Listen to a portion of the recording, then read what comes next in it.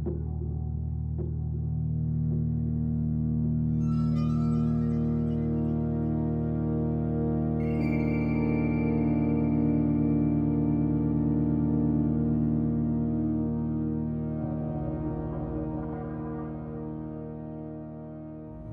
cold.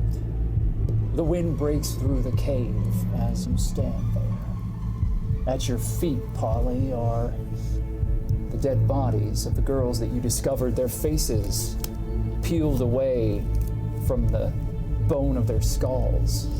Their eyes long rotted away. They stare up at you with vacant black holes.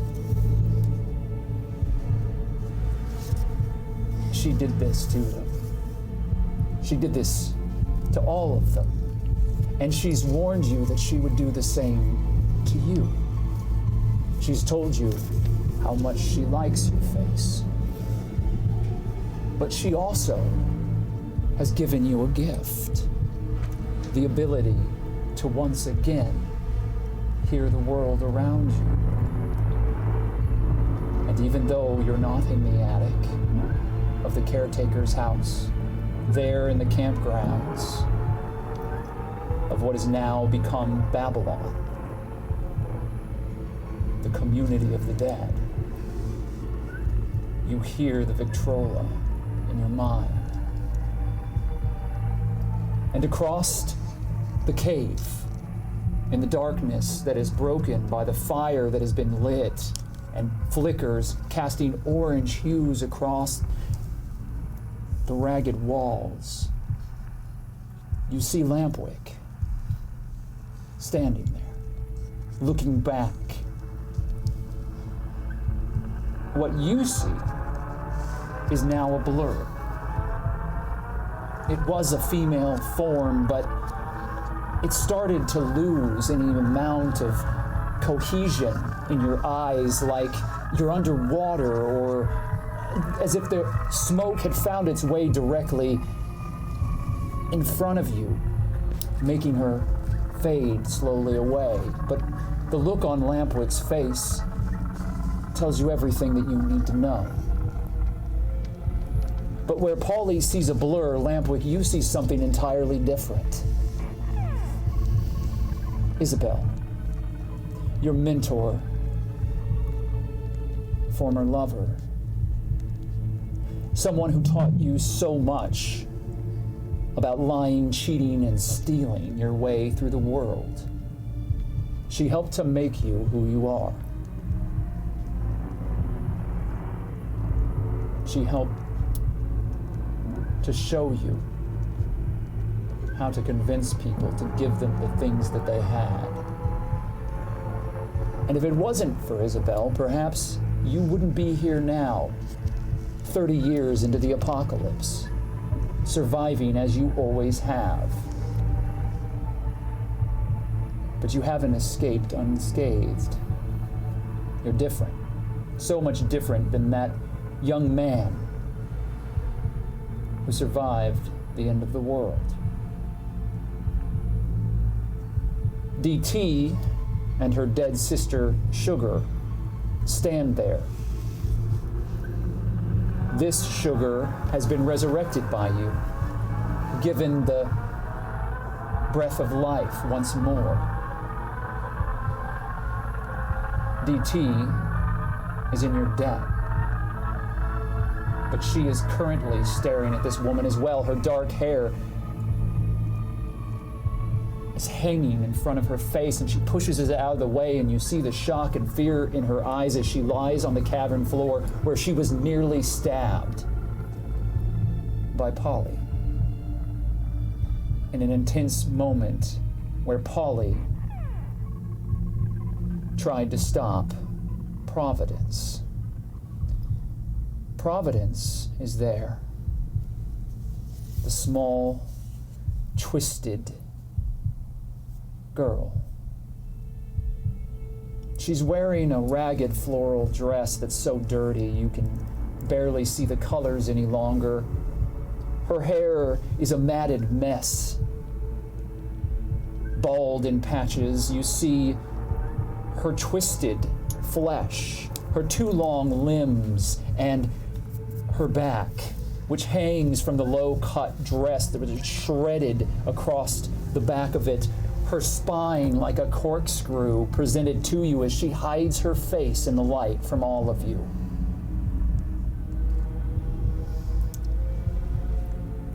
With that shattered bone still in my hand,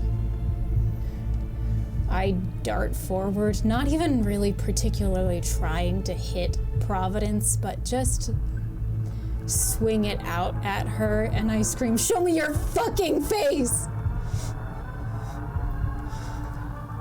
You swing the bone shard forward.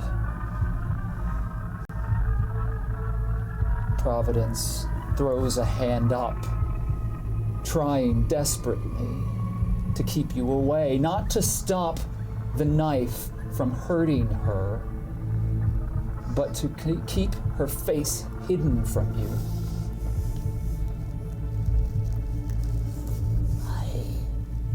I only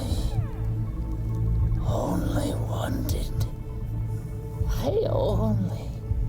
What did you want?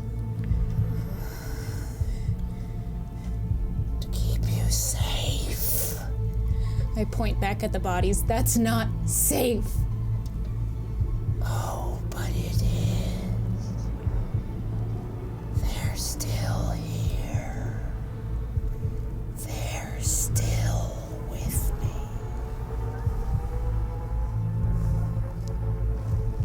I spit at Providence and turn to Lampwick. What the fuck kind of people do you keep in this place? Do I hear that? Am I cognizant enough of what's happening around me to be present, I guess?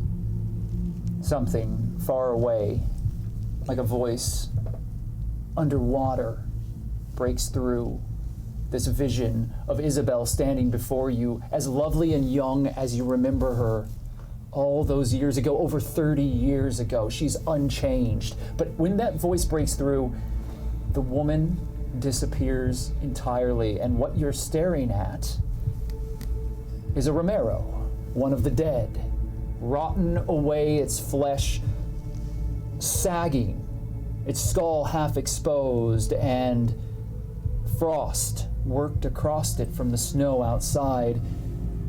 Entirely naked, once a woman, but far ruined. The Romero just stares at you.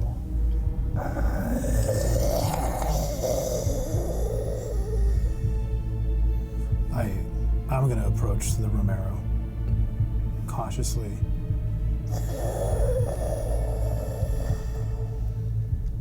Where is she? And I'm going to get as close to the Romero as possible, and I'm looking in their eyes. I'm looking for Isabel. Any shred of what was just before me. And if I don't see it in their eyes, then I'm going to reach down into their throat, and I'm going to try to grab what I think might be moving around inside. You don't see anything in these clouded, dead eyes. But, Polly, as Lampwick takes his hand and starts to forcibly shove it into the mouth of the Romero, do you continue your line of questioning? Absolutely. As he shoves his hand down, I go, "Lampwick!" Do I hear that? The voice is present now. Yes. I turn my head. I point to Providence. Do you see what she has been doing on this place that you call safe? I step away from the Romero, and I approach Polly. Hold it up. Polly, you can hear him. It's been a little while since I've heard his voice, but not too long. It's as if you're hearing him from the back of the cave, though, not where you're standing, where Providence is hidden. What are you going on about? What's happening? Look at the bodies, Lampwick. I look. 3 mummified dead girls with their faces peeled off lie in a pile at the far end of the cave. Who did this? Who do you think did it? I'm gonna investigate them. They don't look as though they've been harmed in any other way, but they are very long dead. Months.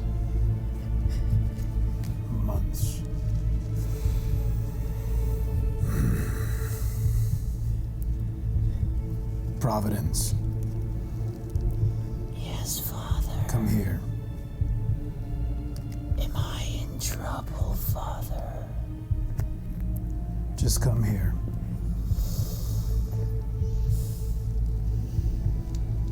A strange girl begins to crawl from the spot that she's found in the back of the cave towards you.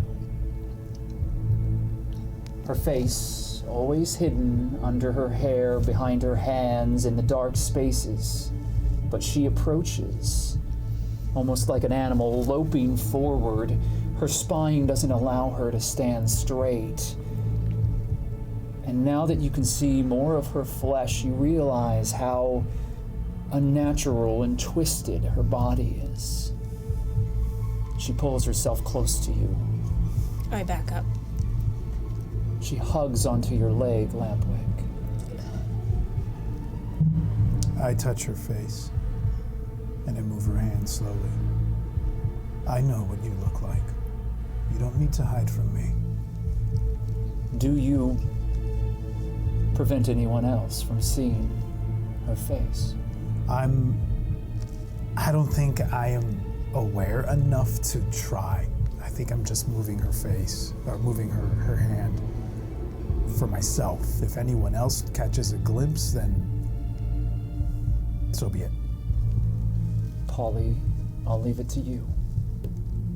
Can you see what Lampwick uncovers? I want to see. If he moves that, I'm moving back forward to see.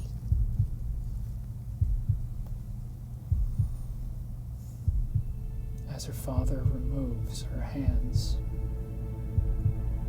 from her face, you see Providence for the first time. I need you to make a composure roll. And I'm going to add 3 black dice of difficulty to it. Cool. How's the competency doing today? Like 10 minutes in. Oh. Okay. Oh. 20 so 20. far. 25, 27, 31.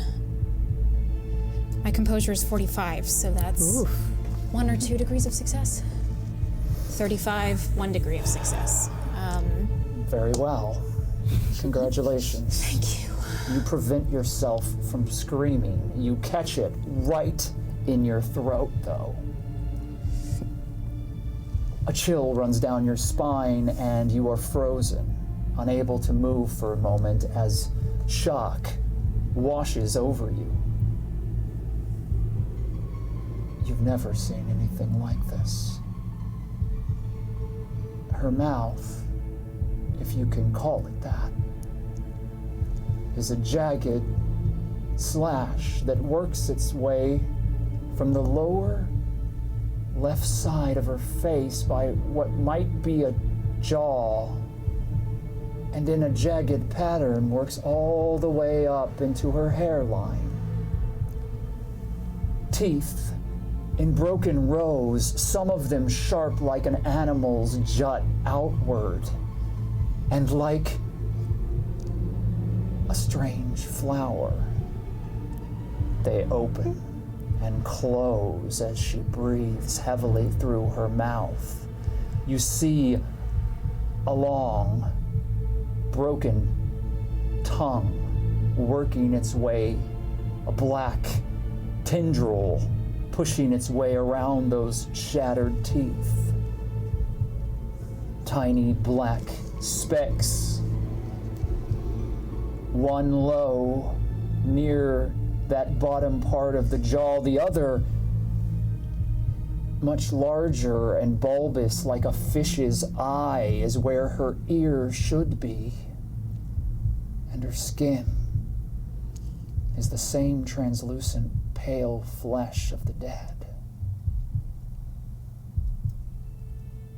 She is by far the most hideous thing that you have ever seen, and you have seen so much.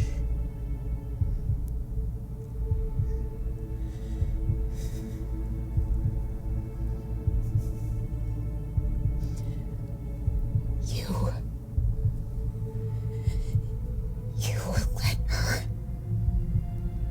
take me. Providence. Yes, Father.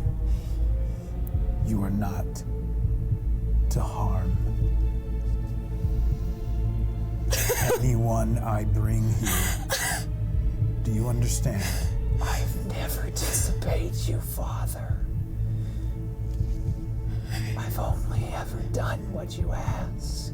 These are children. Do you see that? You're not to harm children. You are not in control, Lampwick. How can you not see that? I forget things. And I trusted those that are here with me. Providence. You know those that we take are only the bad people. No one else. Do you understand? I'm sorry, Father. I'll be good.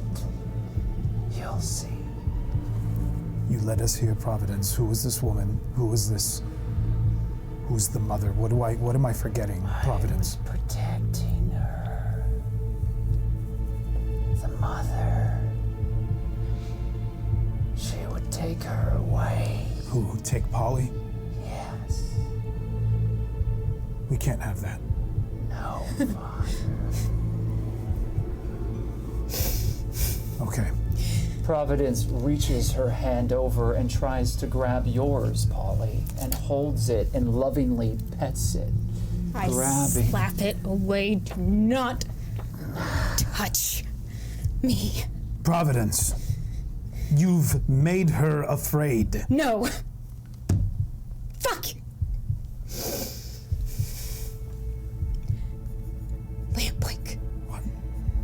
What am I missing? How do you not understand what is happening here? Did you not hear what that woman said? What that thing said? What did she say? Yes, I heard. All of this is hers. No, it's not. Not all of it. Clancy's here with me, right? Clancy is standing there, the large, lumbering Romero that has started to mutate. He's grown in size. His muscles are much larger than any human could possibly have earned through hard work, and he stands dead in a corner staring at you. Clancy, come here. The large, lumbering abomination moves at your command. How long is that gonna last? I don't know. As long as I can keep enough of my mind. And maybe some of them I need to keep an eye on a little bit more and make sure that I'm raising them right. Providence. I'm so sorry, Father. I'll be good. I'm gonna approach And I'm gonna go down to Providence's level, and I'm going to take Providence's hands, and I'm gonna put my forehead up against her. You do so. Providence, I let you down. I'm teaching you wrong. I know what you desire. I know why you love these girls.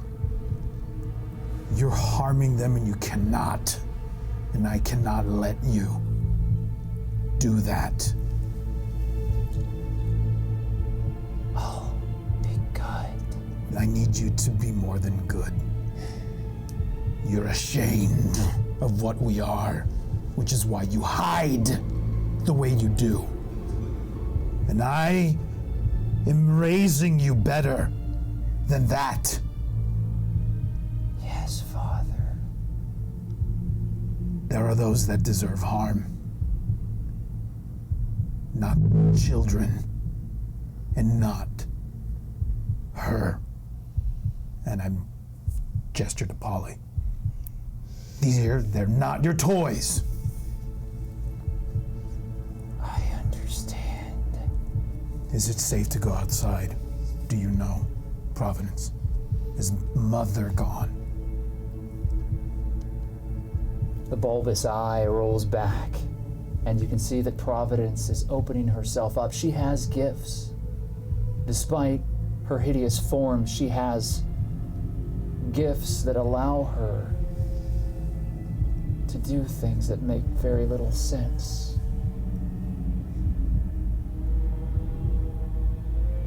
She's counting the numbers here, judging them, judging their growth, Father, keeping them in her heart and mind, and trying so hard to make them love her more than you. Is it working? Is she taking any of them from us? Father,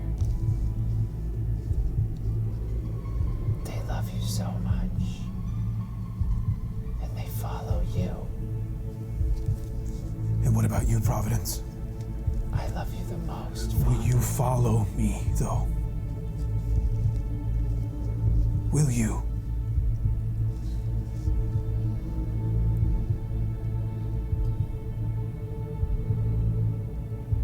I want to, but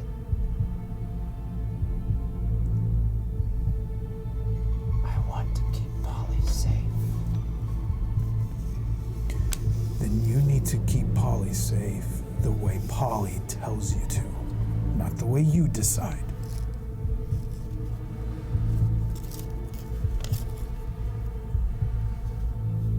Yes, Father. I understand. I'll be good. And when the blue star comes, I'll be ready. We'll all need to be ready when that blue star comes. What the fuck is the blue star? I think that's when the shepherds return.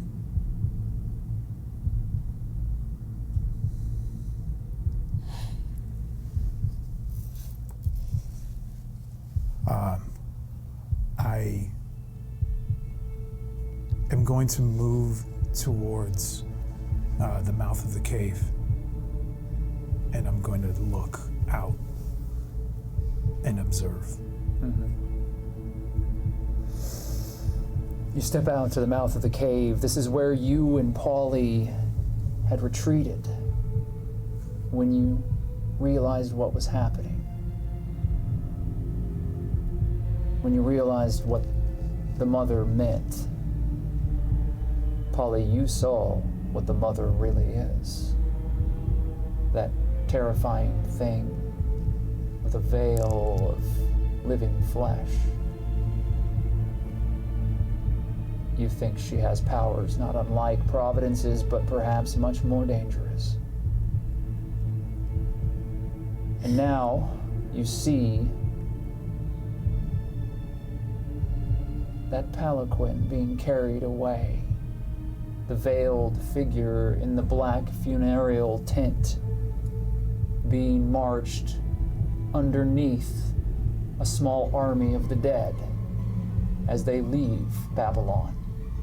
And you see your people, Lampwick, all of them in a circle, staring up at the sky.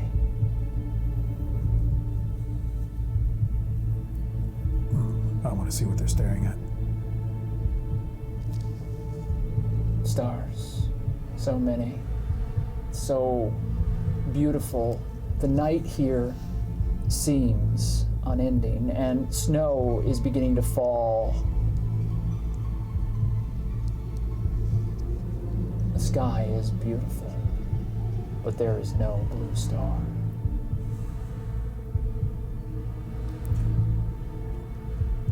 Do I see any of the dead kind of straggling behind, the dead that came with the mother? As they start to leave, if I have them in my sights, I'm gonna call out into the night.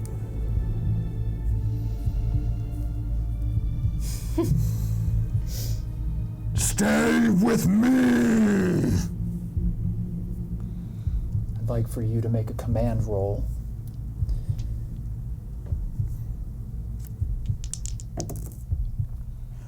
That'll be a critical success, 5 degrees. As your voice echoes through the night, Polly, you hear a resonance to it that's unnatural, of course. But there are black tentacles that work their way out of Lampwick's mouth and then back in just a moment. As this echoes out into the wilderness, and one of the straggling dead that follows the mother, one of the mother's swarm, you're certain of it, because of the markings, the white handprints upon their shoulders. One of the dead stop and turn and look at you, and stands there, 200-300 feet away from you.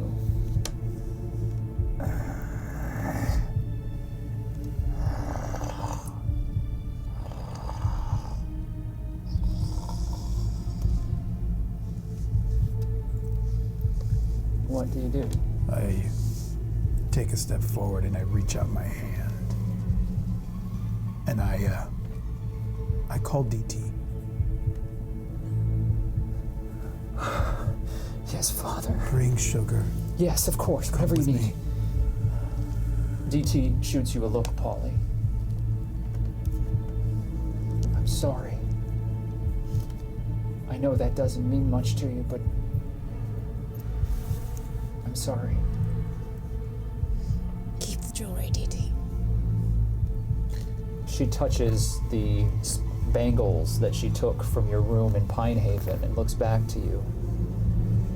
Sort of smiles and then turns back and gets her sister, the Romero.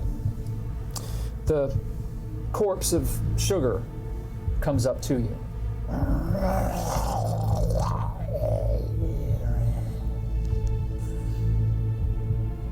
I point at the Romero that has stopped, the one that belonged to Mother. Look at that. DT, call that to us with me. Father, I can't do that. I take DT's hand. Yes, you can. Do it with me. She looks at you and nods and reaches her hand out. She's shivering from the cold as the snow falls down around you. Still very much living, you forget that DT feels things still. She reaches her hand out. What do I do now, Father? Tell him to come. Come. See him Come. like a brother, like you do Sugar. This is your family. They're leading him astray, taking them all somewhere dark. Holy fuck. And we have to make sure they stay in the light. With love, Father, not with love, like I feel for Sugar. Yes, yes. I think I understand. Come. Firm, though. Come. Come. Come. Come! And in a moment, DT's voice echoes for just a brief flicker.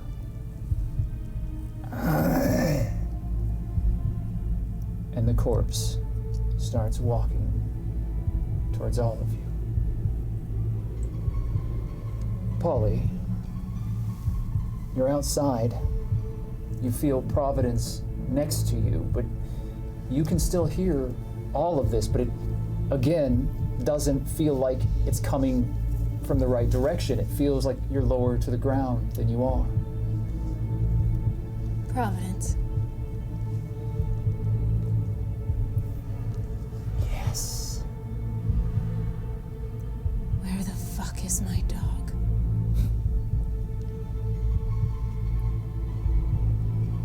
I saved him for you. That better not mean what I think it means, Providence, or I will kill you right here and now if it kills both of us.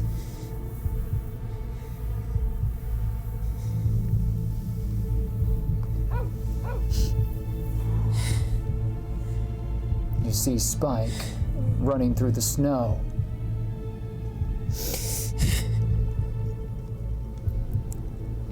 I don't run out, but I call him towards me. The scrappy mutt, shaggy with the spike of hair down the back and the pouches that were left there by their former owner, runs to you and protectively growls around the dead that surround you. It's fine, Spike. Okay. Okay. You hear something. Spike's licking something behind you. I look down. You see Providence with her hand out, petting Spike as he playfully licks her hand.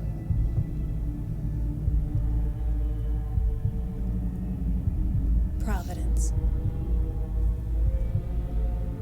Yes. You want to stay with me? Very much. If you want that. If you do anything to cross me.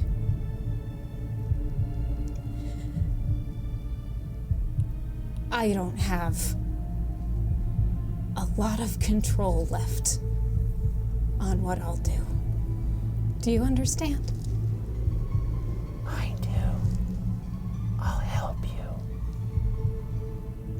Okay. You ate the fruit, Yes, I did. and now we can be together. And I'll protect you.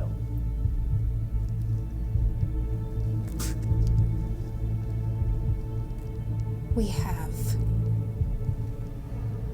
a debt to repay. And I turn and I look at Lampwick. And I say, for the sake of everyone in this fucking world, I really hope you're right.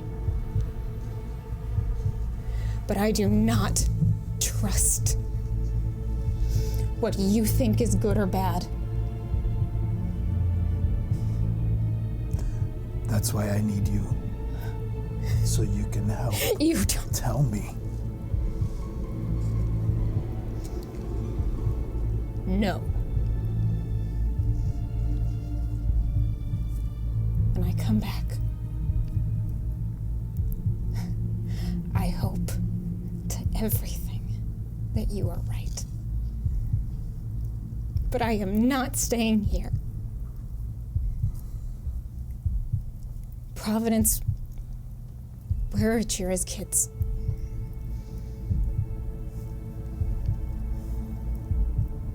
I'll help you find them. If that's what you want. Yeah.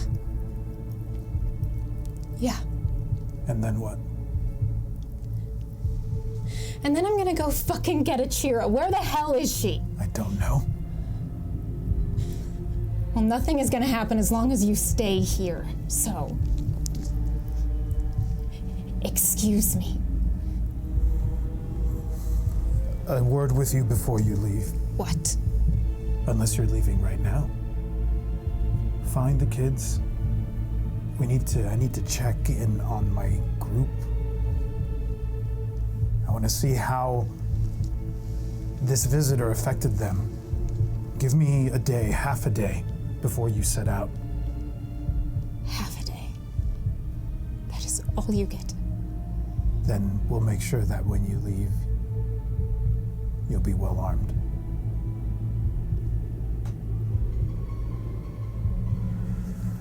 I start to head back to Babylon. As you start to head back, you named Providence, didn't you? I did. So they tell me. I don't know if I remember, but yes, I believe so. Can you help me find a new name? We'll be right back.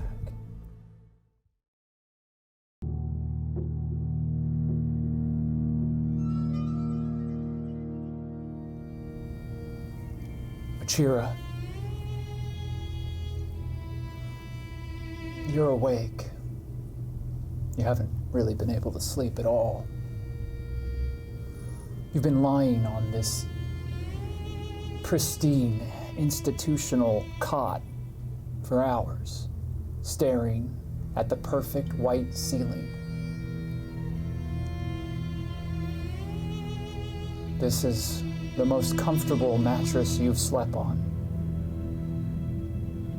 for as long as you can remember. But it doesn't bring you any comfort.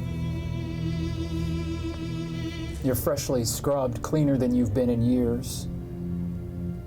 Your hair has been shaved.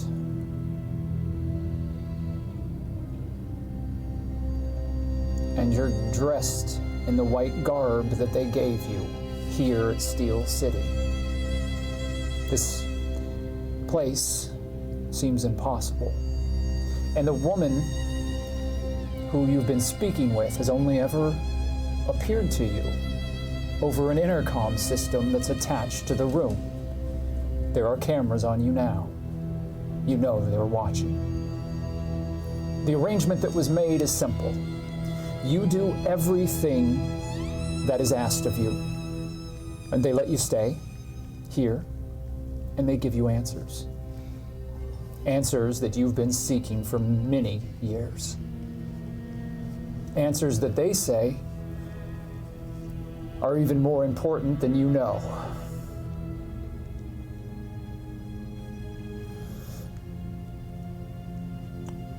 What are you doing as you stare? What are you thinking about? What are you feeling? I keep on rubbing the top of my head. Where my hair used to be, I'm still not used to it. I know better than to keep checking on the razor that I secreted from the electric clippers that I shaved my own head with.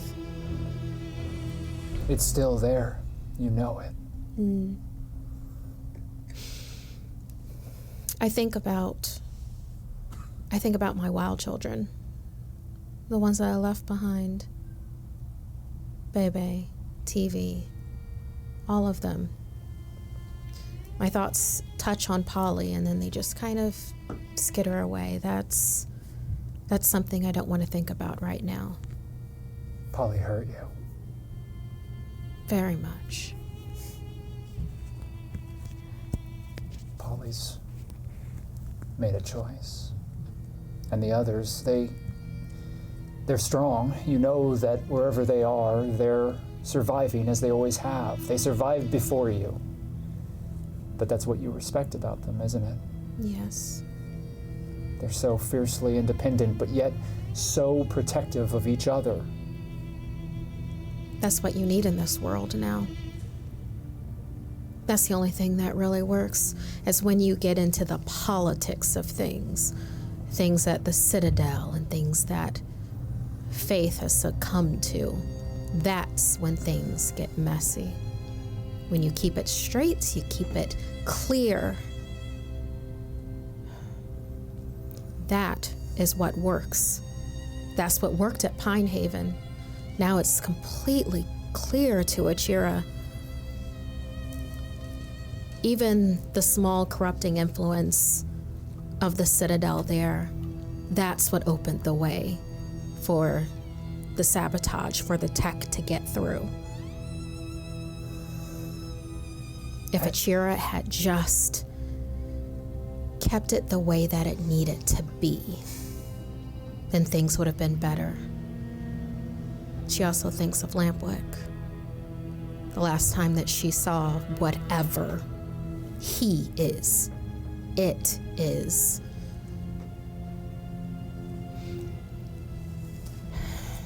She has a lot of thoughts. When you saw Lampwick, his legs had been sheared off by gunfire, and his face had ripped open down his chest, and black writhing tentacles had taken themselves, emerging from his chest and stretching outward in an unearthly howl as his arms' elongated claws ripped forth from his hands and he began climbing through the trees. He wasn't Lampwick, and you made a promise. That if he ever lost too much of himself, Achira would make sure to take him out. And that thing that she last saw him as, there couldn't have been a bit of Lampwick in it. So, it's Babylon and Citadel. And that's a tough choice to make of which is the greater of those two evils. The evolving undead, or this military faction that will destroy what's left of what civilization is. You're having trouble sleeping. I'm guessing I'm not the only one if you're up as well. Perhaps it's time for you and I to have that face-to-face conversation that I promised you.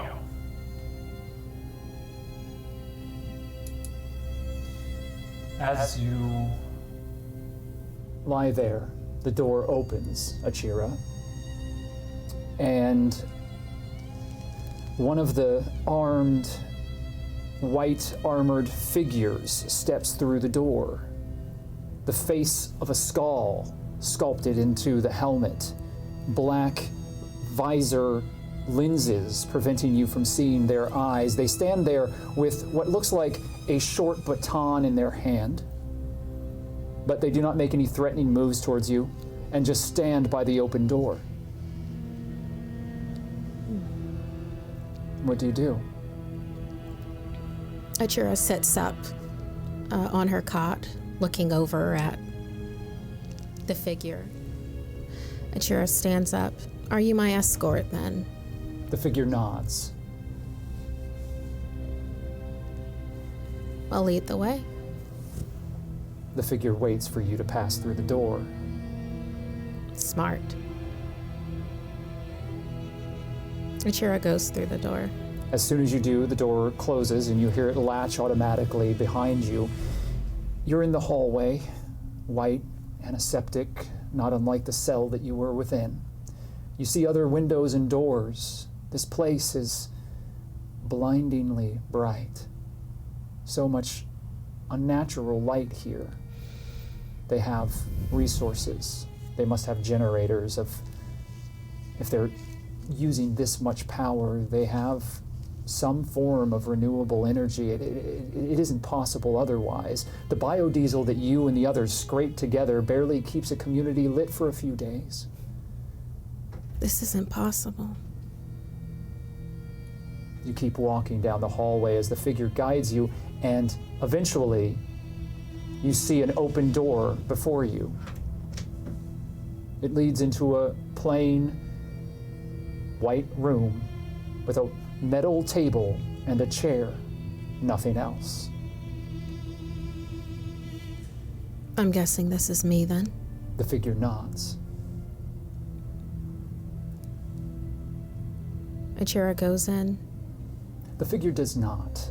Closes the door and you hear another latch. On the opposite side of the room, now that you're inside, from the chair facing it, is what looks like a mirror.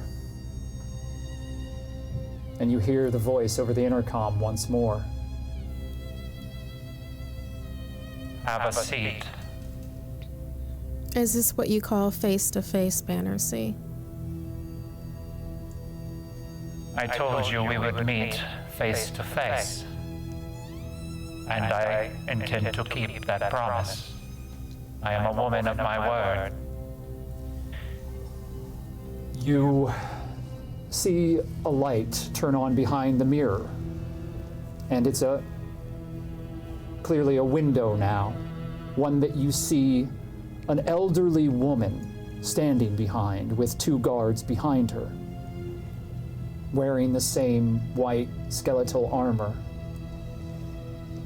She's kindly, also immaculately clean. Her gray hair is pulled back in a tight bun, and her brown skin is wrinkled and aged, but pleasantly and almost gently so. She's aging so gracefully, but you think she might be in her 70s.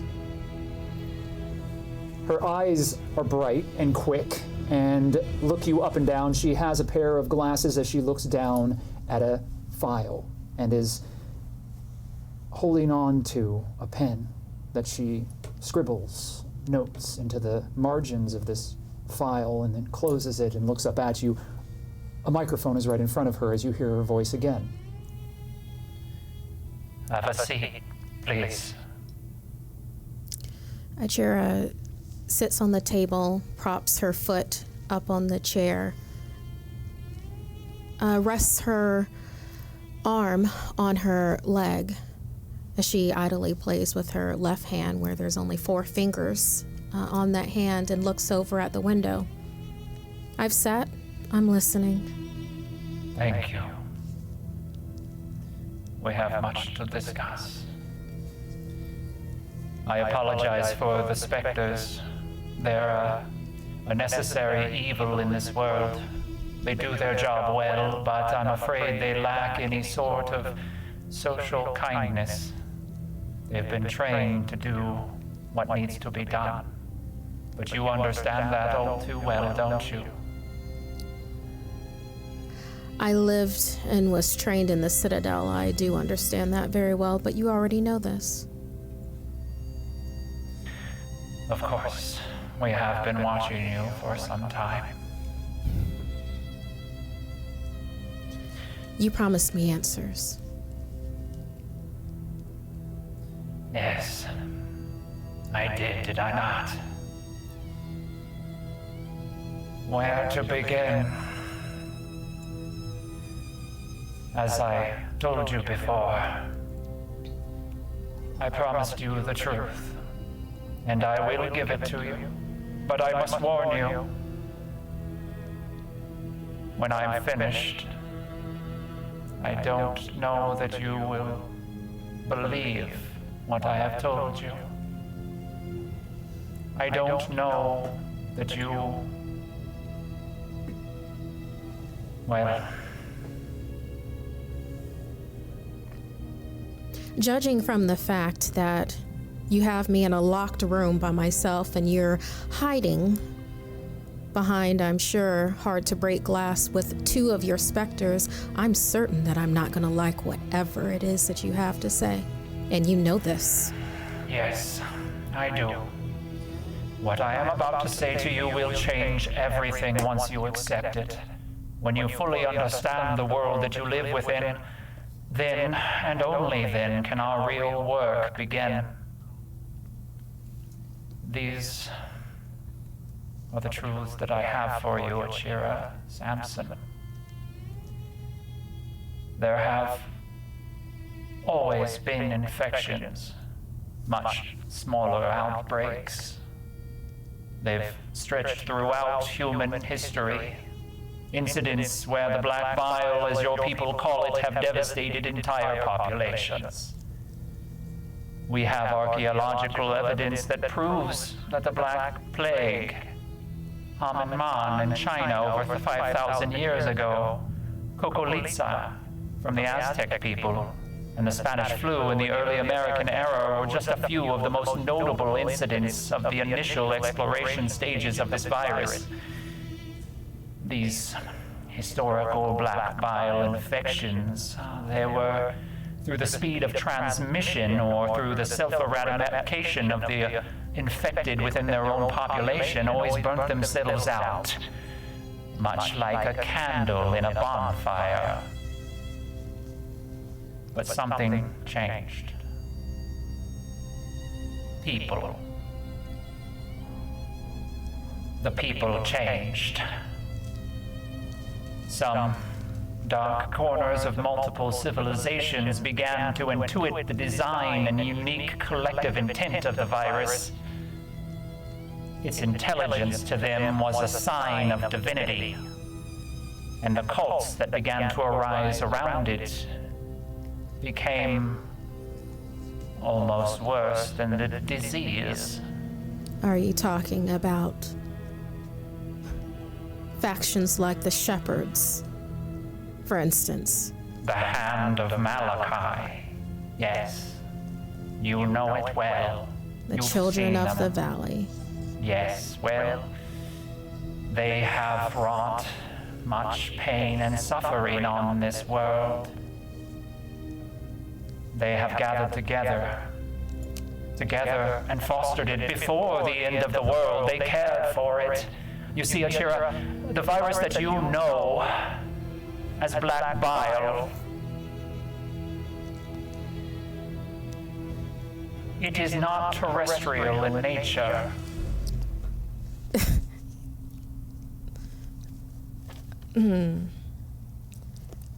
Are you seriously telling me that this is an alien virus? Like a type of invasion? An alien biological invasion? Is that what you are saying right now? It is the vanguard of an extraterrestrial invasion that has been occurring since recorded history began. And almost certainly before that. I told you you would not like the answers that I had for you. Meteorites have been detected from the furthest reaches of space. We don't know where they come from, but they have within them the seeds of our destruction. The genetic material that hijacks and rewrites the DNA of every living thing on the planet. It happened most recently in the 1950s and spurred the United States government into a panic that has brought us to this outcome. Some cult members of the group that you know as the Shepherds, but are more widely known as the Hand of Malachi, in the 20th century became extremely wealthy, powerful. They used their wealth and the power of their cult in particular to control government agents. They manipulated and brought about the end of our world. They sought to feed the world to this invasive intelligence.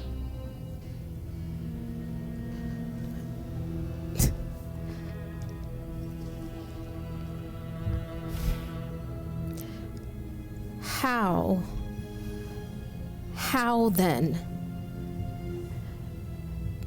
do the experiments on children come into effect? On me, on my brother, on God knows how many other children come into this?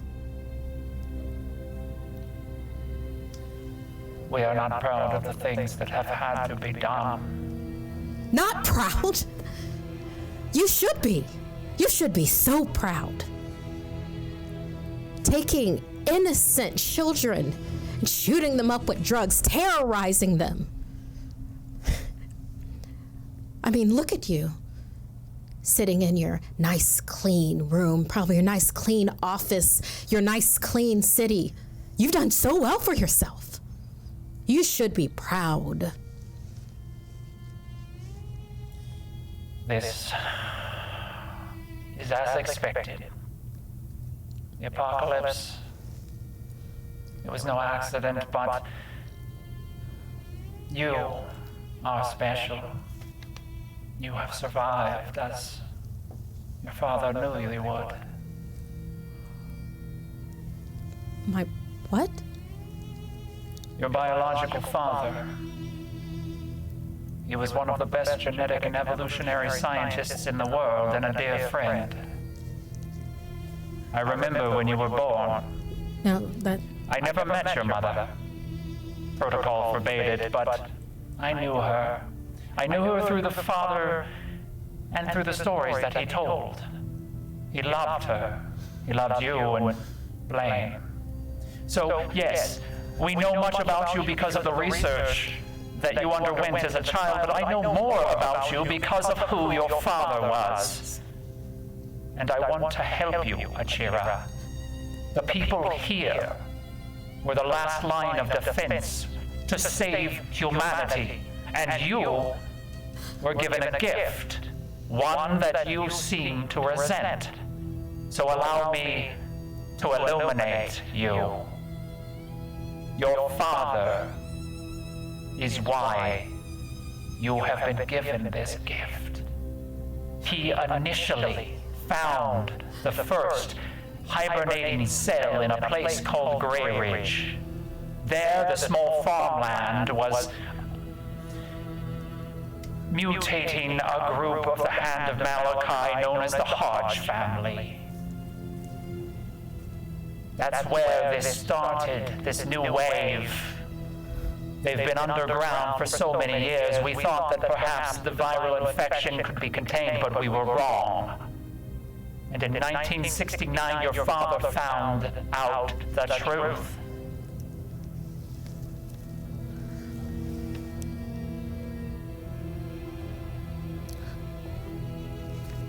But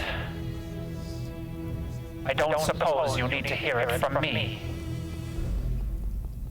I'll let you hear it from his mouth. This is tough to do. Ooh, okay. My name is Alonzo Wesley Sampson. I'm a scientist with the Prometheus Group located in the greater Atlanta area. I'm married to a beautiful woman that loves me and our children dearly. I drink coffee with too much sugar in it, and I like to sing in the shower. Mostly Nat King Cole and Ray Charles, but it isn't worth taking on the road. I've made my peace with my career choices after my doctorate in evolutionary biology was hung on the wall. This tape isn't for the people following me. You've taken enough, and if this finds you and you put your filthy hands on it, I beg you to put it back when you're done. You likely know everything that I know now, and I'm most likely dead because of you, or because of what I wouldn't do. It doesn't matter. Not now. I've hidden this tape and ensured that it finds itself in your hands, my beautiful babies, on Achira's 18th birthday, December 21st, 1995. Happy birthday, baby girl. I wish I had a better present for you, but this gift is necessary. You've spent your life in a system that kept moving you around. The world wasn't very kind to your old man, and I imagine it wasn't any easier for you or Blaine. Blaine, You already have your mother's free spirit and my good looks. You're gonna break some hearts, little man, and I wish I could be there to give you those stern talks that you're going to need. But I'm not there. I couldn't be with you. But I've assured that you're both safe and together. It took every last favor and dollar that I had, but you've got some angels looking out for you. I hope you can forgive me. That you both grow up and live your lives happy and healthy. I hope that, Achira, you walk down the aisle and you think of me for just a moment. And that, Blaine, you see a little glimmer of me in your children's eyes. I wanted so much for you both. I wanted to be the father that you both deserve, but this is all I can give you. A tape filled with all that I dream of. Both of you. Someday, when you have children of your own, when you find someone that'll love you more than yourself, when the world challenges you to make hard decisions, I hope that you'll understand why I had to let you go. Both of you. You'll always be able to find me in each other's arms.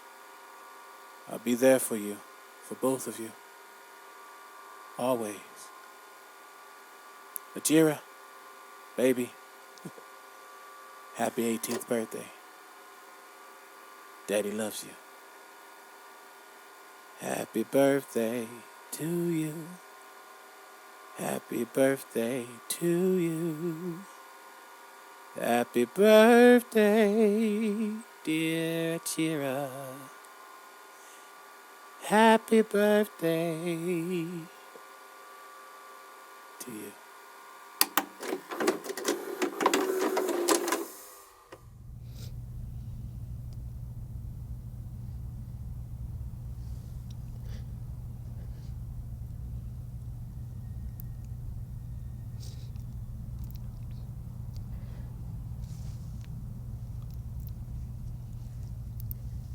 Achira starts crying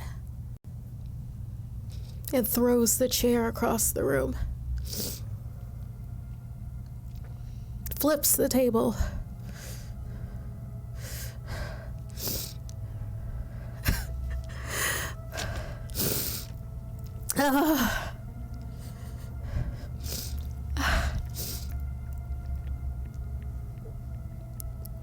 He did this.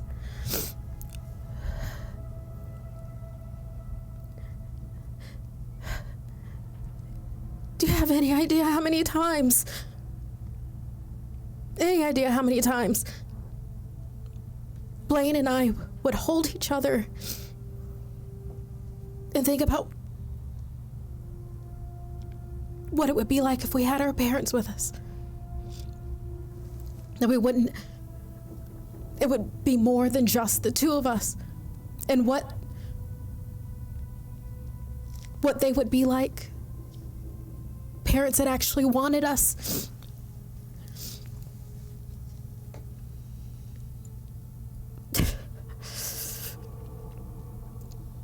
No wonder you have two guards. No wonder you're in that other room behind glass right now. Not where I want to be. You've made a connection. You've made a connection that we can use to save what's left of humanity. You're immune. You bear the gift that your father wanted you to have. He himself was one of the leading forces behind Project Nero. He would want you to be here, working alongside us. He was brave, and he didn't want you to be a part of this. He didn't want any harm to come to you. He loved you more than you will ever know. So you can rage and throw things, but I won't let you besmirch my friend's memory. He loved you, and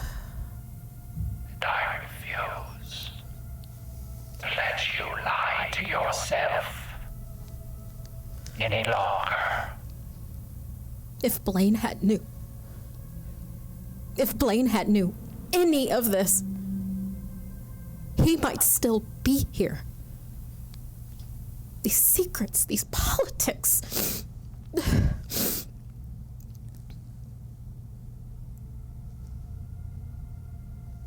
have a choice to make. Our arrangement stands. If you stay, I can see a world where you work alongside us as a specter yourself, using the knowledge and your survival instincts to extract the necessary data that we need to eradicate hives of the infected. You have a connection that is very important. Lampwick, a patron of one of these hives. This intelligence, it's a collective. The dead are evolving, spreading and growing. The mutations, they're accelerating, and each of them is controlled by a hive. However, we have discovered that these intelligence, the virus itself, it connects all infected together in a web of control that is tightening day by day. But it seeks the emotional connection of the living. It doesn't understand how the human mind works. And that's a weakness that we can use. While it tries to learn and assimilate human emotion, memory, we might still have an opportunity to save what is left of the human race. It doesn't happen with dogs or horses or any other animal, birds, nothing. Only human beings are affected in this way and affect the black biome as it evolves and grows. Emotional connection. And you have formed a bond that can be used against our enemy. When I connected with Lampwick, his control over those creatures changed.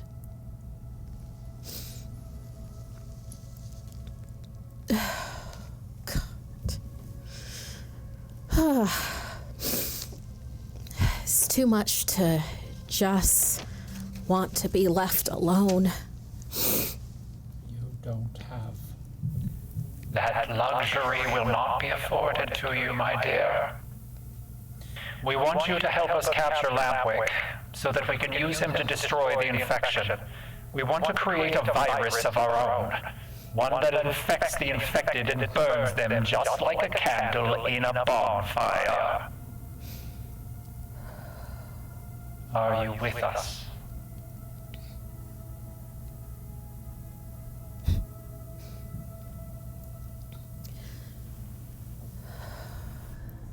This all started, all of it, because the rich didn't have anything better to do.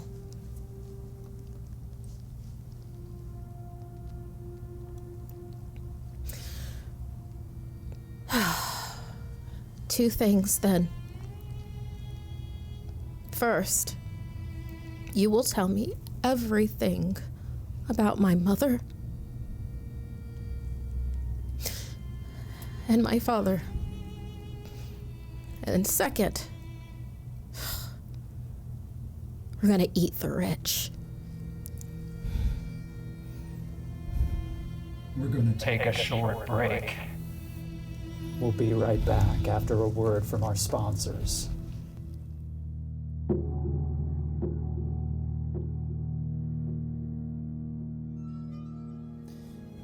Three months pass. Faith.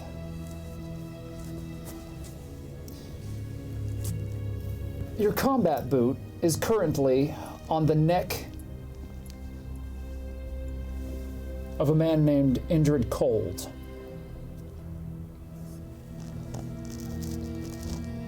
He's in his late 40s,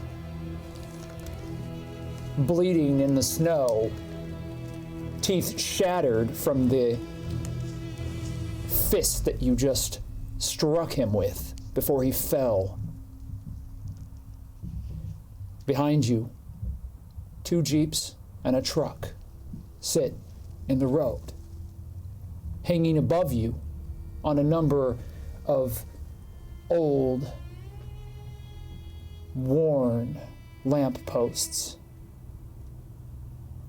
hang the bodies of the members of the Ender's line that were traveling here. Indrid looks up at you.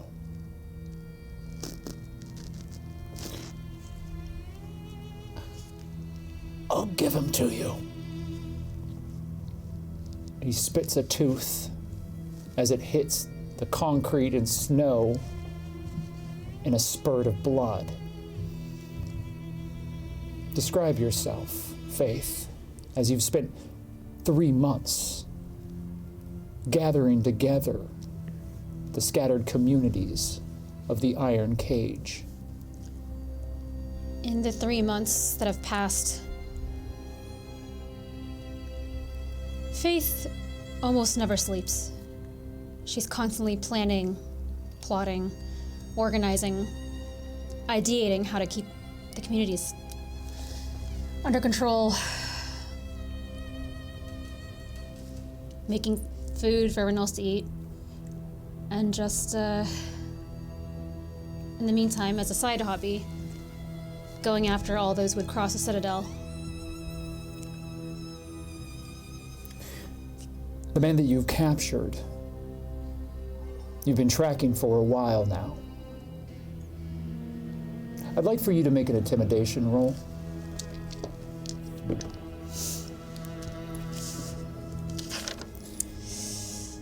That is... I'm going to allow you to use 3 white dice. You're going to use those dice to subtract from the number that you rolled on your percentile dice. In the reverse of dice of difficulty, we'll call this degrees of improvement. Okay. And with a degree of improvement due to your work and the rumors that have spread, you're better. That's a 5, and you get to re-roll it as it's exploded. So that subtract 16. So that's 3 degrees of success. Indrid looks at you again. You can see in his eyes he's not lying. Do I already know the information that I think he's going to tell me? You know he's close. You had a lead on Declan about a month ago, but it went cold. The rest of the techs that were threatening Pinehaven have gone deep underground, hiding amongst the Ender's Line and other groups that have sprung back up in defiance of the Citadel. Groups that would stand in front of the mission that you and Riggs have undertaken, to bring together the scattered communities and to give them a chance at survival, to arm them, to turn them into soldiers, and to fight back. Fine. Tell me what you know, but I'm not going to move until I get all of the information from you. It's a little hard with your boot on my neck. Put in some fucking effort. All right. I don't know where Kusanagi is. He's crazy. He doesn't talk to many people. He's lost more marbles than I can count. Faster. Yeah. All right? Declan, however, Declan knows. The only person that Kusanagi trusts they have a plan, and Declan is fucked up real bad, barely able to move. So, like, he can't travel as quickly. Look, he's hanging on, but they've been building something. And the boomers that you've been running into, they've been doing that and more.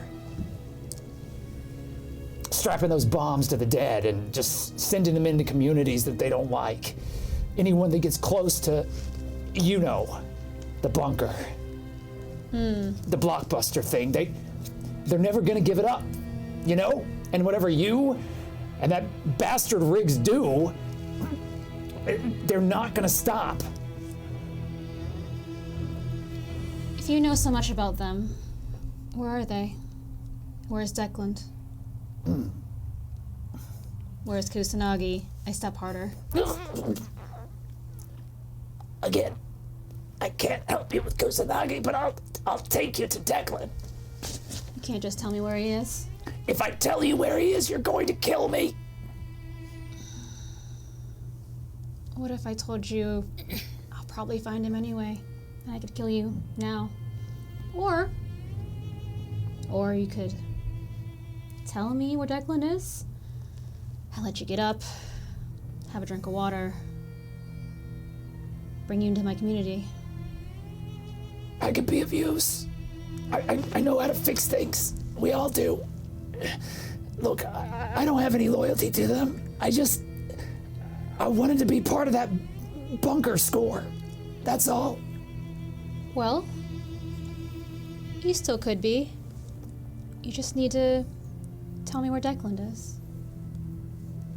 All right. Yeah.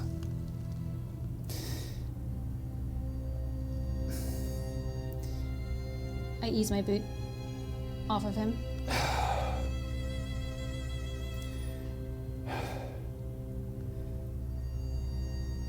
They've been building these bunkers themselves, these little hidey holes. They're in the sewers. They're everywhere. They've got safe houses all across the region. They move unseen because they're underground. And last I checked, Declan's still under Pinehaven. Interesting. I think we knew about some of the tunnels, but we didn't know that Declan was still there. So, how about that drink of water? How could I forget? I reach over to where my canteen is, but also where my knife is. I grab him by the hair. Don't ever fuck with the Citadel! And I slit his throat.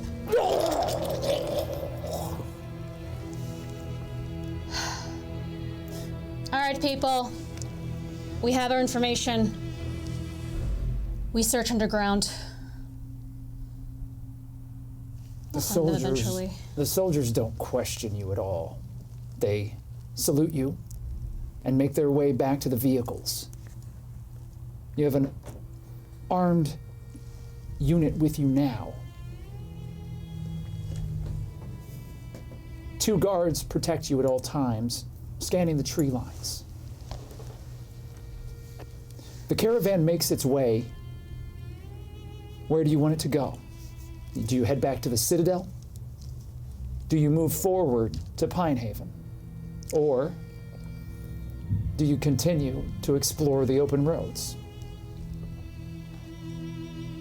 I know that the main area of the Citadel is being well taken care of. Riggs is still there. He's still in okay health. I decided to make a visit to Pinehaven. I've been there several times in the past 3 months, so they wouldn't be surprised to see me, but they probably won't be happy either. And should you need, you do have radio communications that link you back to the Citadel, to home base. Orders have been to keep the radios quiet, though. It was your idea, given what the techs can do. given their ability to be able to subvert and ruin any communications that are created using radio signals. You've placed orders, radio silence whenever possible. Only in the most dire of circumstances are the radios to be used at all. And it's worked so far. It's allowed you to catch them off guard. So you and your small platoon begin rambling down the road towards Pine Haven. And half a day later, you see it. It's in much better shape than it was last time you were here. Armed guards are on patrol around the base of the Pine Haven Shopping Center. Barricades have been erected. Military vehicles are present there. And in the center of the parking lot, a tank. A Sherman fucking tank sits ready to ward off any motherfucker that tries to take what belongs to the Citadel.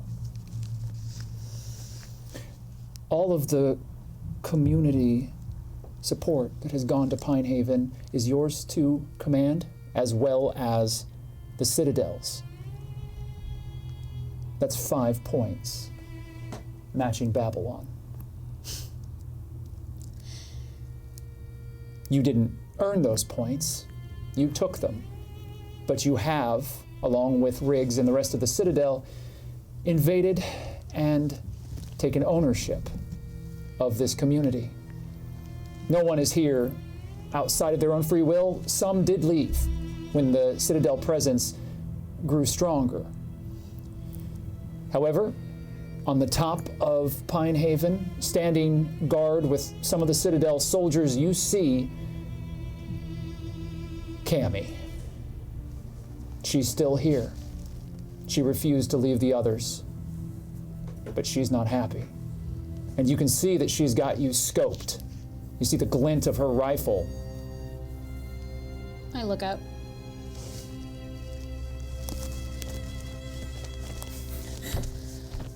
You hear a gunshot, but you know that it's not at you. It's just off the side, and it hits a stop sign, right in the middle of the O. Oh no, you missed! I start to walk up towards Cammy on the roof.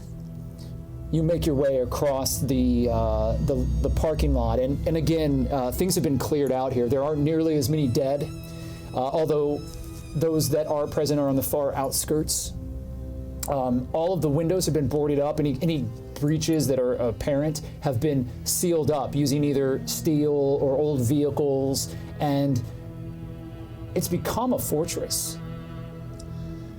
I would say also that in the past 3 months, I've had people down here digging to get to the bunker. Since we found out where the rubble was, we knew it was past where there was a lot of debris. It just needed a lot of manpower. So I don't know how long that takes or where we are there, but I think that's something that I would have had started a while ago. I agree. I think after about a month of your recruitment process, I think that maybe you have diverted some of the new community members of the Citadel towards that task, where those that couldn't be soldiers can work and labor to help to unearth the bunker. These are not cruel and unusual circumstances. These are people that are well taken care of, but they are under the military control of the Citadel. There are strict rules. There isn't the same amount of freedom that was here when you and Achira led this community. Everybody here respects your authority, and when you are present, you are in command. I'd like for you, as you enter in, to make a command roll for me. And again, given the circumstances and the number of points that you maintain, I'm going to allow you to roll 3 dice alongside that. Benevolent. Your degrees of improvement. That's 1 degree of failure, so I'm going to use 3 degrees of competency to get that to 2 degrees of success. Okay, you're going to use 3 competency points, and that brings it down. How many competency points do you have remaining, Faith? I have 4 or more unless I'm in a forest. All right, and I'm going to quickly check the communal pools because this is going to become very important very quickly. Yay. Love it. Saved all the rolls for me. Love it. Looks like it's 12. See 12. Thank you, I Jack. do see 12 as well. Okay. However, I have 27 risk, which is divided by 10, which gives me currently 470 risk. Even a 4 to put here. I don't think we even have a 4 for that. Nah, just imagine it. We don't need it. That's the most risk you've ever had. I'm going to immediately spend 100 of it, bringing me down to 370 risk. Now, It's always for Faith. as I do that, Faith, you have 3 degrees of success on your command roll. Cammy starts to climb down the ladder. On her back, in a armored papoose, her young son coos and laughs happily. She slings her rifle against her knife arm, low slung, saddles closer to you. Well, I can see that you are still alive, Faith. You too? And well fed. Yeah, we're well fed. I know that you have issues with how things are going. But I want you to know that You mean in Guantanamo here? Oh, it's all fine. I love it. well, you're alive. Yeah? And I'm you all alive. weren't that alive when I left you. It was bad, but we would have made it through. I don't think you would have. Yeah, Not you without fucked the- us all over. Not without the fucking supply drops you were getting as soon as I left. Riggs was not going to give that much to you. He would have kept your son alive, but everyone else would have died. Look around, Faith. This isn't what you promised. And the only reason that I'm still fucking here is because of the people that I promised to protect. I owe that much. What do you fucking think I promised, exactly? You told me that it wouldn't be this bad. They're everywhere, Faith. I can't take a shit without a soldier watching me. It's not that bad. Compared to the alternative, look, I know when we first got here, it was all idyllic. We all thought we'd make it, make our own decisions, be the good ones. This shit does not exist. Okay, I know that when I left, people were starving to death. And I know that now, standing right here, sure, people are a little cramped, but they're alive. They're healthy. They're being taken care of. We even have divisions that are learning new skills so that now that it's spring, we can plant things and live properly, stop scavenging. That was always the plan, was to make a real life for ourselves, not to just, well, listen, you were all ready to start stealing and scavenging anyway, so I just did it for you. I'm used to it. I'd like for you to make a calm other roll as this heated discussion is heard by the community around you. You're standing now in the central atrium of this mall where a fountain once stood. This is where gardens were, but this has all been ripped back out, and it's a guard post. There's barbed wire around many of the outcroppings here along the walkways, and soldiers march back and forth. On the far side, however, in what used to be a JCPenney, an enormous lush garden grows. And individuals from the Pine Haven community move about it in the hydroponic stations that have been created here. And even though it's March and still fairly cold, spring is almost here. And they've survived. How'd you do on your roll? So I've got about 4 degrees of failure. We've got quite a bit in the pool. Be a shame if no one used it. Who are you saving it for? You don't have any allies here. I don't know. I'm still a friend. They don't know me. So I'm gonna go ahead and use. I use 2 for my own pool, and then I'll use. 4 or 5. I'll use 4 from the communal pool. Bringing it down to 8 in the current competency pool. You now have succeeded, and you've not only succeeded, you've critically succeeded. We're gonna have to kill her just to save our competency points. Sorry, you guys can go first. So, yeah, the individuals that stopped working, the soldiers that stopped, all heard this. And you hear some of the soldiers, hoorah! And some of the other workers here within Pine Haven, even the people that you thought absolutely hated you for what has happened here, seem to look at you with a softening gaze, we'll say. Kemi, however, is immune to your bullshit and glares daggers at you. I know you're not happy, but at least think of your son. Fuck you, Riggs. He's not And she here. turns and walks away. Good talk. Fuck. I head down to where they are excavating the bunker. You make your way to the south gate, and it is the parking lot on the opposite side, and that area has been cordoned off even more. Under your orders and under some special equipment that has been procured by Riggs himself, there's heavy construction material there. You have a crane that's functional. You have a number of bulldozers and large trucks that have been brought back. It's taking an immense amount of biodiesel, but some of the community members that you've saved from the breadbasket that you've brought into the Citadel at this point are able to start brewing and building a small biodiesel refinery within the Citadel itself. Come April, you expect to have your fuel issues solved. How far away does it look like the excavation is going to be from breaking through?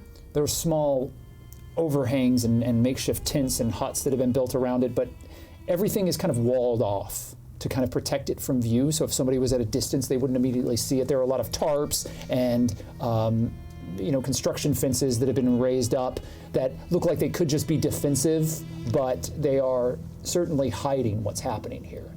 That said, it is impossible to truly conceal the work that's happening. There's a lot of noise. And just as the construction efforts really get underway, hordes of the dead end up invariably coming to the sounds of the drilling. That has brought about a few changes. Some of the soldiers have diverted their resources to the outskirts of the fences themselves to continue to divert any hordes from overtaking the area. But also, they've begun trying to divert them, making as much noise as possible in other areas. It doesn't seem to be working very well, and one of the soldiers gives you a full briefing. What is the soldier's name? The soldier's name is Smith. Fine.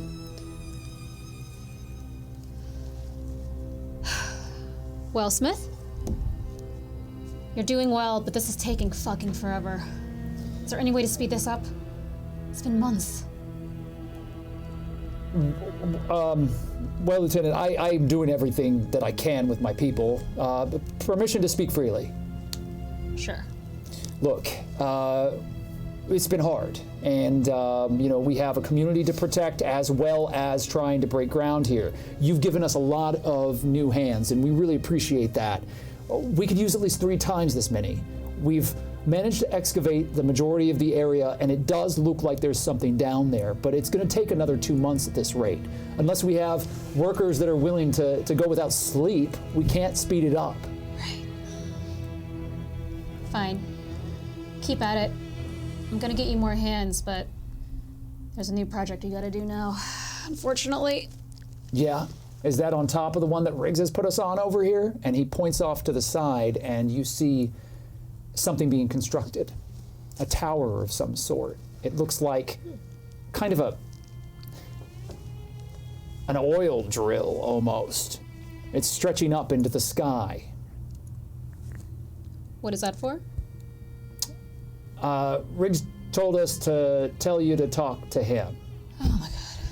He said that you'd be upset, but that he has a very good reason for it. Soldier, tell me the answer to my fucking question. I'm standing right Yes, here. Lieutenant. It's a signal, Lieutenant. For who? Riggs wanted to surprise you, Lieutenant. It's meant to guide others here, to bring them to this area. He said something about an open hand and a conversation that you had. It didn't make sense to me, Lieutenant, but we're doing what we're told. It's not taking too many resources, and the only problem is that we've been gathering what we can to make it work. Okay. Yes, I definitely must talk to Riggs about this fucking cylinder situation. But listen, I'm gonna assign more men, more people, more hands here. We need to look for more underground passageways. There's something we're missing. There are apparently teams of the techies hanging out underneath this compound, waiting. That's impossible, Lieutenant. We've already searched those tunnels. I've got sources that say otherwise. Maybe there's something else. Sewers? Anyway, we need to investigate. They're here somewhere. Would you like for me to take a detail below? Yes, please. The soldier salutes and starts barking orders to other soldiers. You see people working, some of the people that you personally have ushered into the protection of the Citadel. They look at you with respect but fear, and many of them are obviously working very hard. Do you say anything to the groups of people that are huddled near the construction site? As I walk over, I can tell it's not fun to work. When Achira and I and the wild children were down here earlier, well, months ago, it was hellish, no light. It wasn't very fun. So I sort of stand to face them. The Citadel thanks you for your hard work. And not just the Citadel, I thank you. Because this place is really special, and what you're doing, it might just save all of us. But listen, if it doesn't save all of us, you'll still be fed, you'll still be protected, and eventually, maybe you'll just help me get revenge on somebody later. All good things. I'd like for you to make an expression roll. I'm gonna allow you to roll 2 of those white dice alongside it for your degrees of improvement. Expression, huh?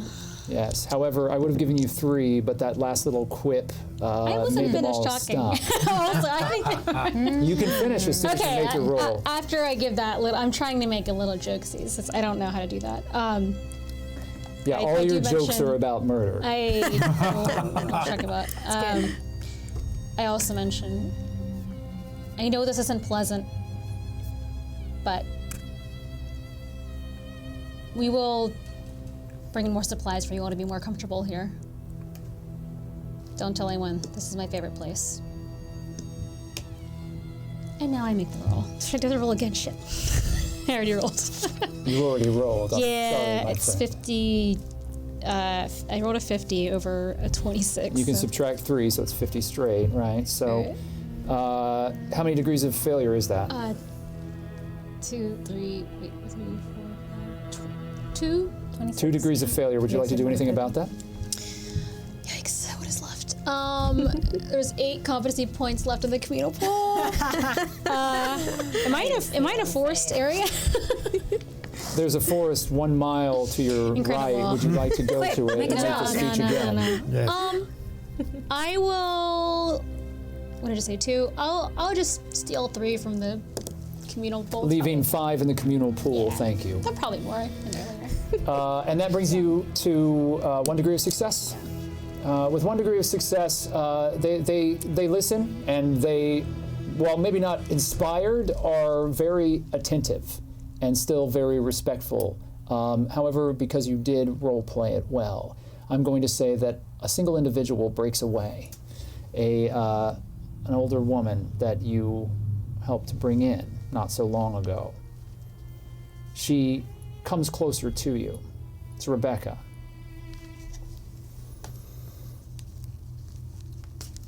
Do you have a moment, Lieutenant? Sure. Look, those are real pretty words, and we appreciate it. It's hard, and your soldiers are, our soldiers are, doing what they can, but they are soldiers. They've got the bedside manner of a warthog in heat, and I'm hoping that maybe we know how important this place is. We're all here to make this happen.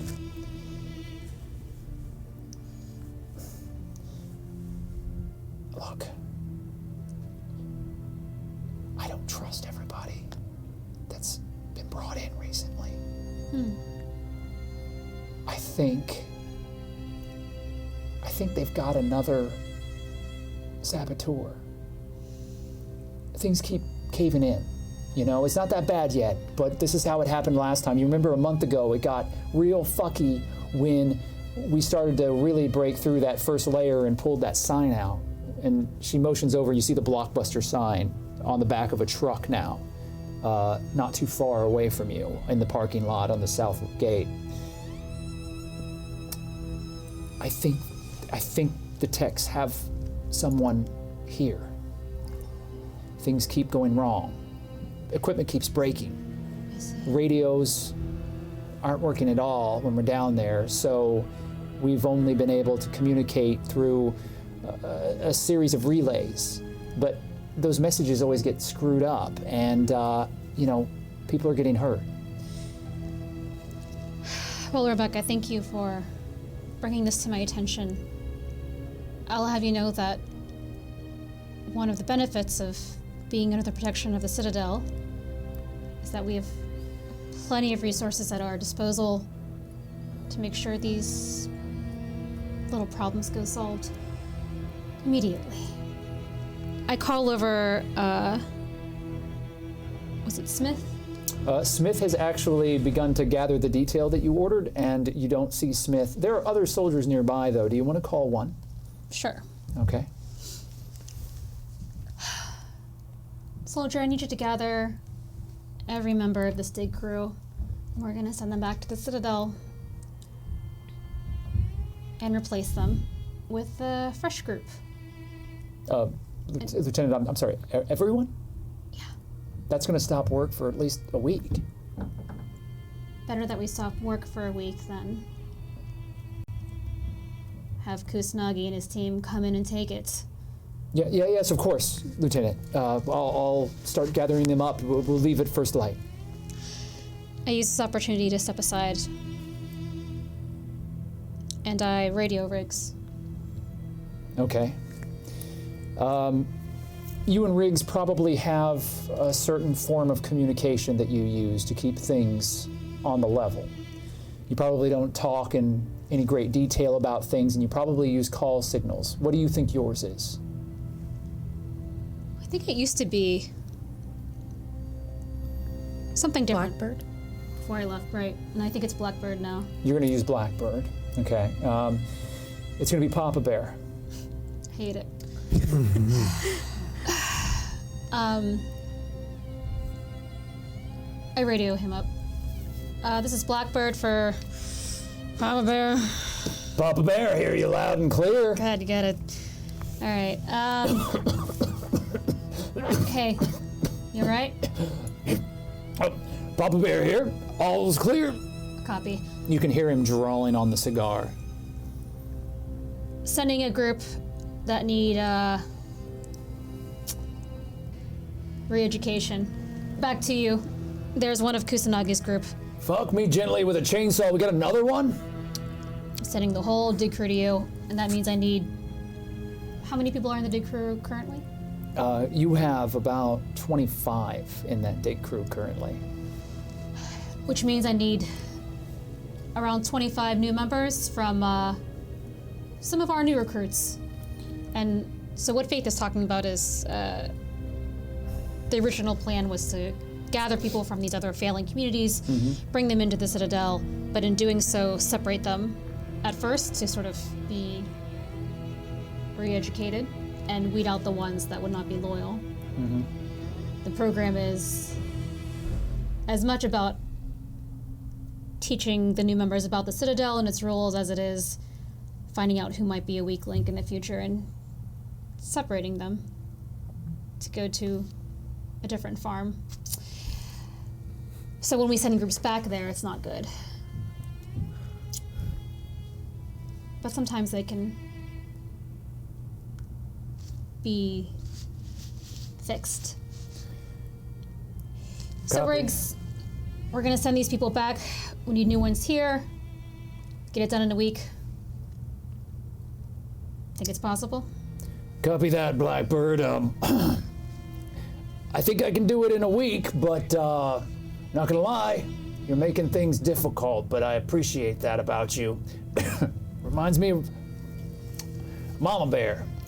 Look, I don't suppose you've got any questions about my side project there, do you? What the fuck is a side project? I just need a couple of the men to stay on that. It's important. You're sending signals out, a beacon, for people to come here? Yeah. I was thinking about what you would, you said not so long ago, a few months back. And you're right. We gotta start bringing people to us. We can't keep tracking through the wilderness hoping to find them. We gotta give them a signal, something that's gonna let them know that there's hope. Is it a radio signal, or Nope. is it? Nah, we're not dealing with that. Those fuckers have got that whole thing ruined. We can't use a CB radio without ruining everything, and I know you motherfuckers are listening. Why don't you come and suck my damn cock? Okay, let's keep it quick. Riggs. Yeah, sorry. So in lieu of radio communication, I mean, they should be pretty close. We can start to send up signal flares. We can do it regularly. We've gathered enough from the mines, saltpeter, and well, we've been able to mix up a special batch of explosives that are gonna really light up the fucking sky. They're gonna know from miles that this place is here. Now, I'm not gonna pull the trigger on it, it's for you, but I think you should consider focusing up. Let's use our resources wisely. I appreciate that you're trying to take action on something that I suggested, but a huge, bright signal like that, everyone's gonna come running. And I don't know if I forgot, but there's all sorts of weird shit and weird people out there. Yep. And we're ready to fuck them up if they come improper. So we bring the tiny civil war to our land. That's what I'm saying. I think you're ready for it. I think we bring the good people and the bad and we sort them out. Wheat from chaff, right here. We make a stand. You've got the resources there. You've got a platoon of soldiers that are ready to die. We'll send more. Home base is good. We've got things locked down here. I don't know. I just need you to make that call because you're the one who's in command here. Just...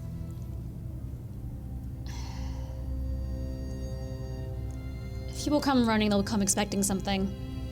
And I don't think a lot of them are going to want to join us. I think it's just going to end in a lot of death. Nope. Faith,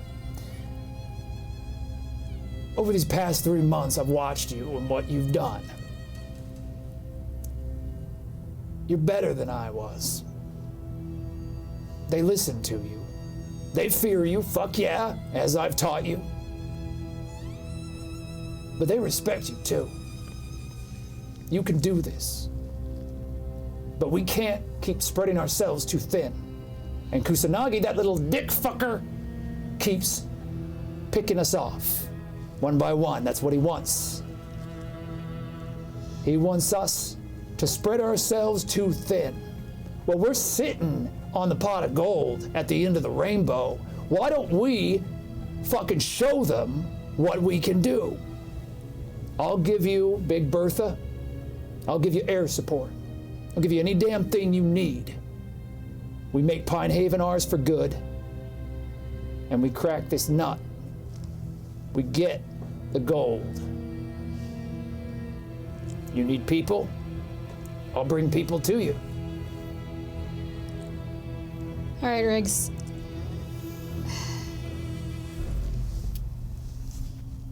All right. I think we can do that. We certainly can't let Kusanagi just run around freely. Plus, maybe Achira will come back. I don't know what happened to her.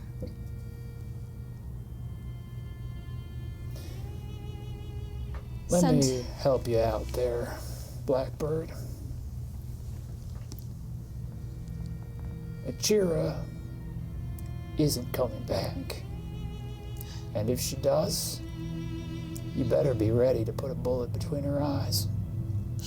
Because she's gonna kill you quicker than dead as soon as she sees what we've done here, because she won't ask questions. She never did. She acts. She's just like those wildlings, and we can't fix that. You gotta keep your eye on the prize, kid. I know what our goal is. I don't know, maybe she'll see what I'm doing here. She went through some of the same experiences as I did. Maybe she'll see. It'll be fine. All right, Riggs, this is the longest fucking call. Over and out. Over and out.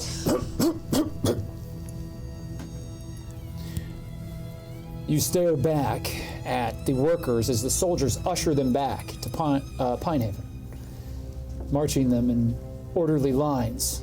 They've gathered their things. Many of them look at you. Rebecca sort of looks a little wounded as she looks back at you in that line. Off to the side, you see the tower that Riggs has ordered to be built. Soldiers are still working. The Blockbuster sign, South Gate. Up on the roof now, you see Camilla watching you again, rifle in arm. She flips you off.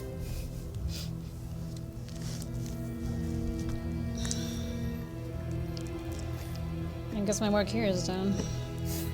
Polly.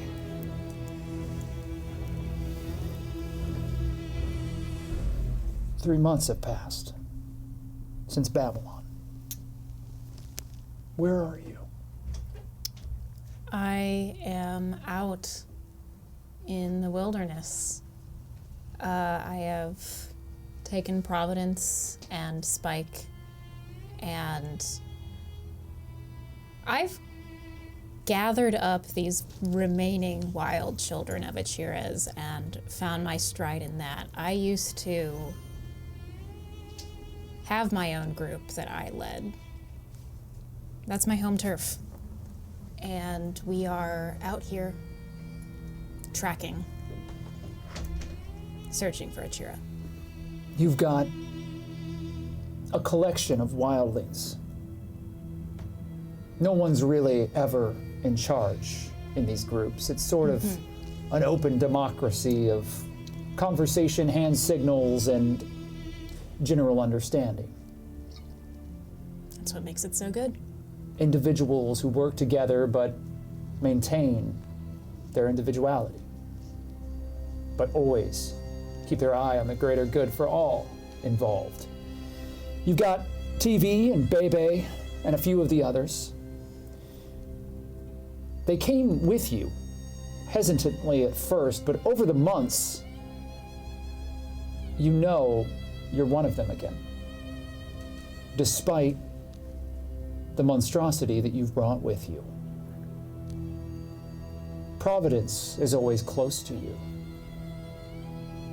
She stopped hiding her face as much. She's become confident, doesn't skulk in the shadows quite as much, though it's a hard habit to break. She lopes after you wherever you go. She and Spike are always close by. She has been true to her word.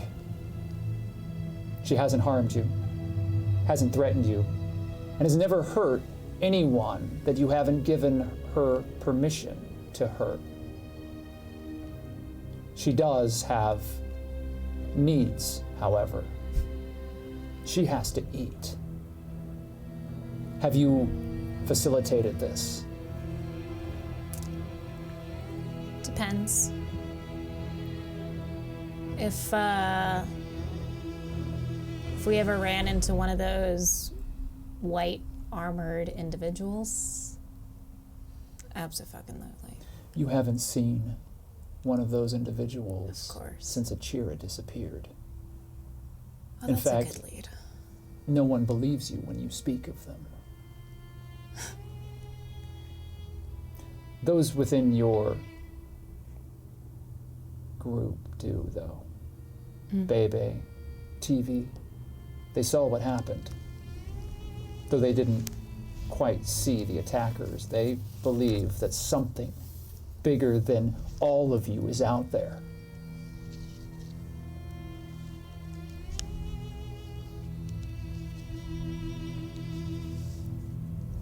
I think mostly Polly is trying to separate herself from Lampwick, save for the new name that she now goes by. What does everyone call you now? Cain. Cain. Without question, the moment that it leaves your lips, the wildlings accept it, and you're never referred to as Polly again. So Cain, tell us a little more about your life on the road. How are you seeking Achira? Once we get an idea of who these people were, the way that they operated, as much as we never see them again, I think that there are ways that they move through the world that are a little too clean. And that's what we look out for. Any sign of moving through the brush in a way that leaves it almost completely undisturbed. Remnants of bullet casings that look just new. Things like that. I'd like for you to make a search roll for me. Sure thing. I'm going to give you 1 white die, a degree of improvement based on the wildlings that are traveling with you. Your community is very small, but it does have some very adept trackers with it. Fantastic. A 6 will explode, I will remind you. Alrighty. It's not great, but come on. That is an exploding die. So that is a 5 plus whatever 5. you roll next. 5, 5, 10. So you subtract 10 from your roll. 52. My search roll is 33. So that's 1 degree of failure, just by 1 point. That's nice.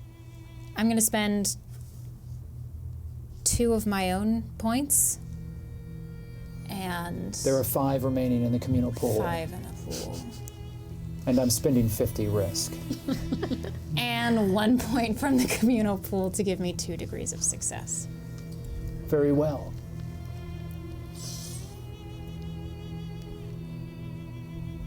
It's been months.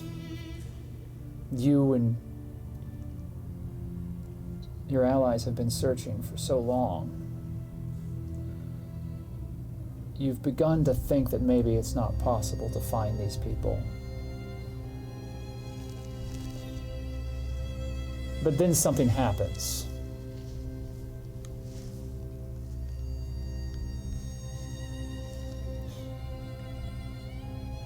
You find a small abandoned town. An old mining town, maybe 40 miles outside of Pittsburgh. What used to be known as Pittsburgh. You and the other wildlings only refer to it as the Iron Cage. This abandoned town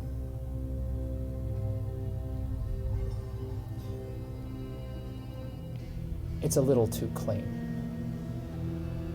And as you track through the streets, you find things that are a little too convenient. There are no tracks here. No animal tracks, nothing. As if the ground itself has been meticulously maintained. It's too perfect. I smile.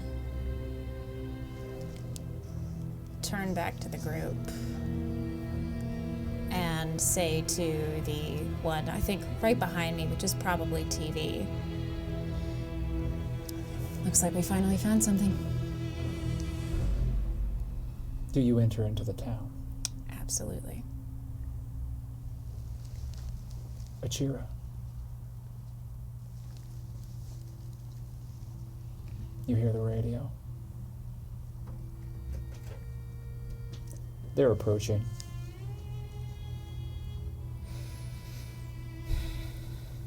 Remember, as unharmed as possible. They've been tracking you for months. We understand our role. Do you understand yours? I do. We're here to support you.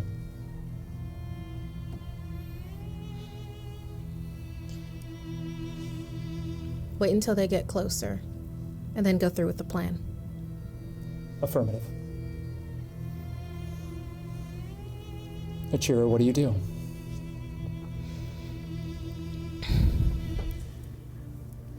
As Achira's been working with Steel City, she knew that it would only be a matter of time before the wild children would come looking.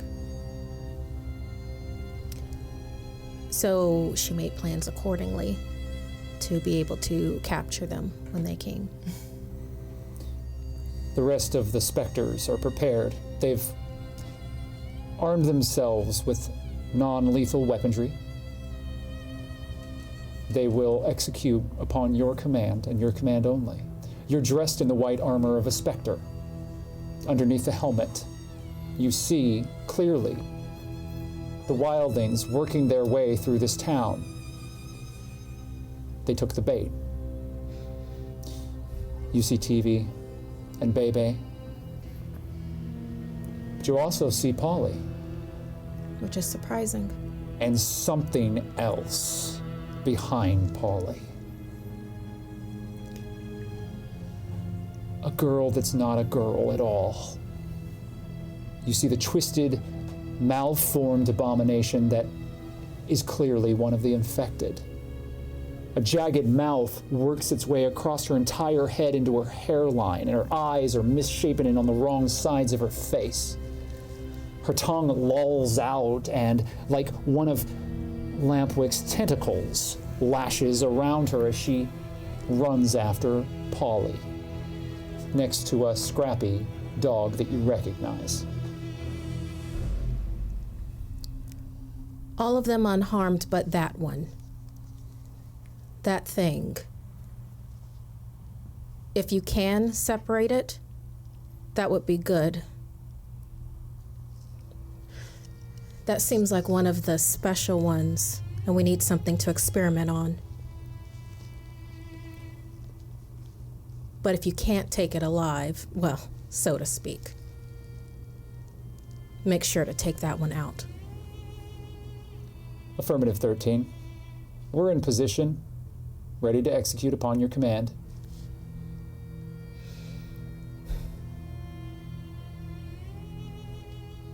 Now. I need you to make a roll. If you could, I'd like for you to make a single spot listen. You have 3 black dice of difficulty that need to be added to it. A lot of sense. All right, spot Achira, listen. you are using your community's resources. And so you have 3 white dice, degrees of improvement, that you can make upon your roll. This is a stealth roll. You are instructing the others how you wish for them to move forward. Your skills and your understanding of the wildlings have brought them this far.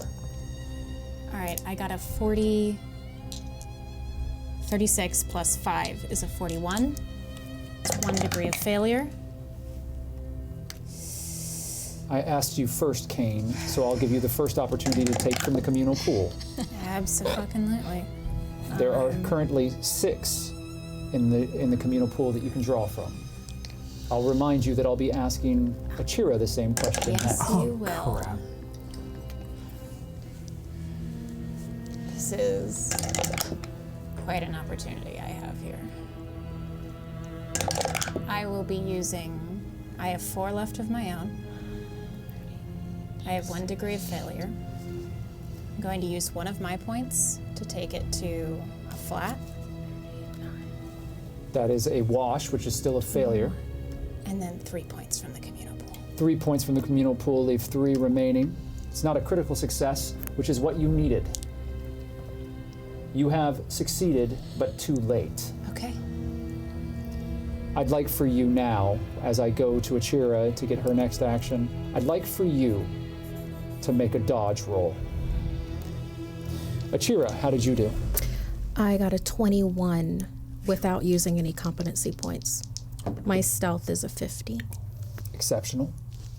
So is that 3 degrees of success, and there are 3 communal pool points if you would like to make that a critical success.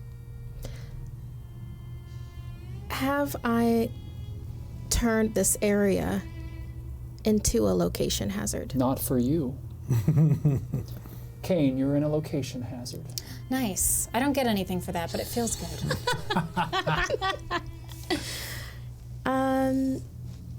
How many community points are left? 3.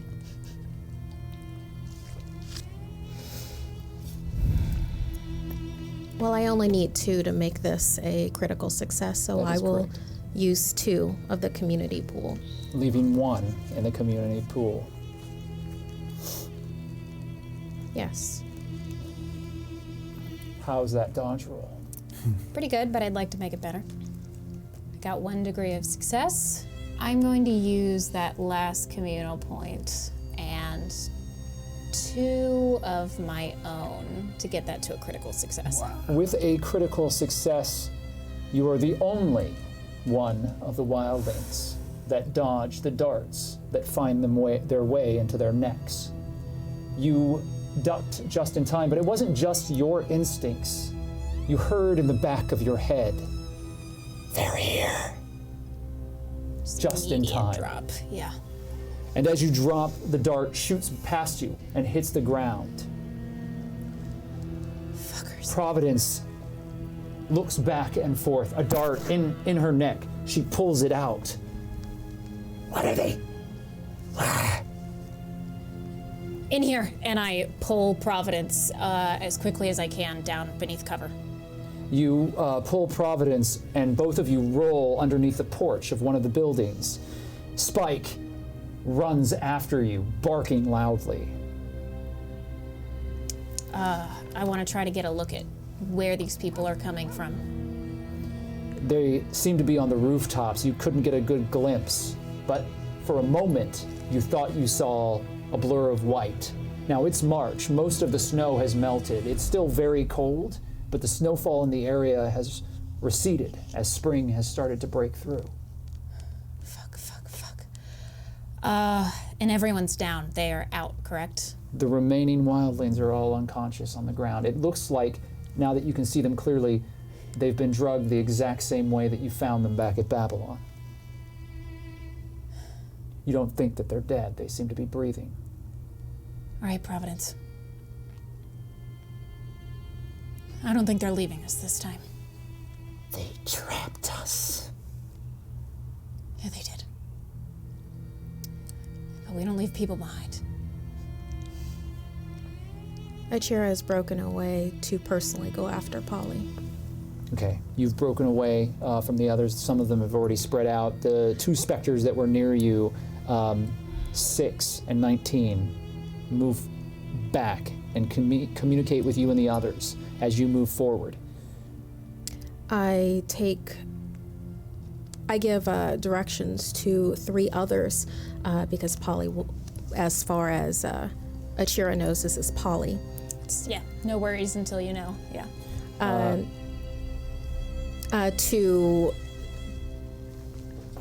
So that there is no escape.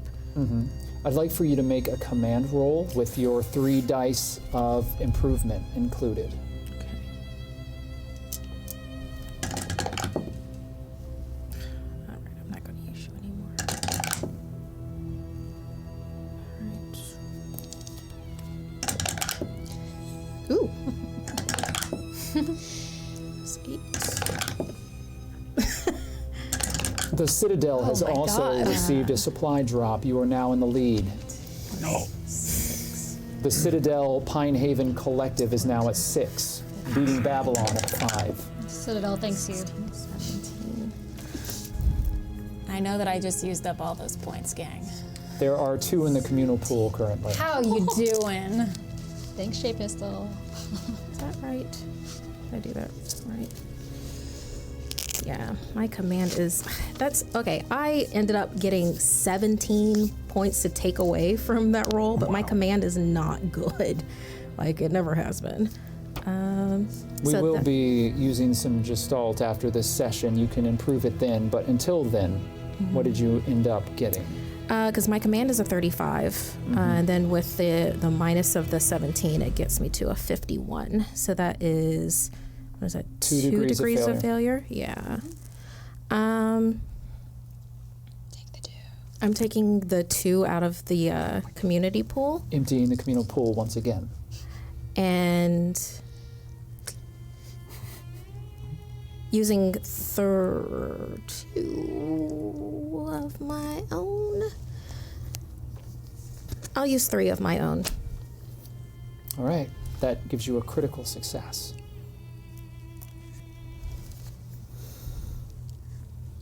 The move is executed perfectly. This is what you know. And I will give Polly one opportunity to perhaps beat the 5 degrees of success. I don't think it's going to happen, but we can allow them to try. You have specters on all sides. If you flush Polly Kane out, when that occurs, they'll be caught. So even if your conversation goes badly, this mission is successful.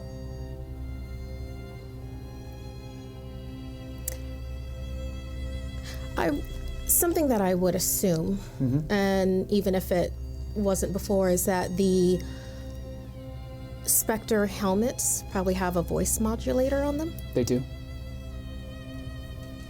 Achira's going to turn her voice modulator on and is going to address Polly in that way. You approach the porch. I'll allow you to make a spot listen. Okay. You have 3 degrees of difficulty.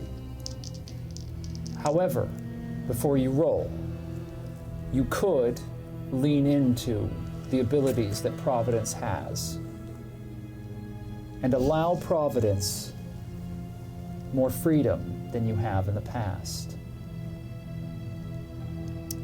You can currently hear everything because of her proximity to Cain, Right. but you know Providence can do more. Nox, I know how people like this work, right? Not intensely, but I know that what they just did was because they want to capture my people. That's correct. The same MO that you saw outside of Babylon when Achira disappeared. If it were just me, I wouldn't do it. But it's them. So, yeah. You're going to let go. Just a bit. I'd like for you to make a composure roll to see if you can make a bit happen, or if the leash is completely untethered. Oh, fuck. That's an 89. That indeed is. 45, 50, 60, 70, 80. 4 degrees of failure.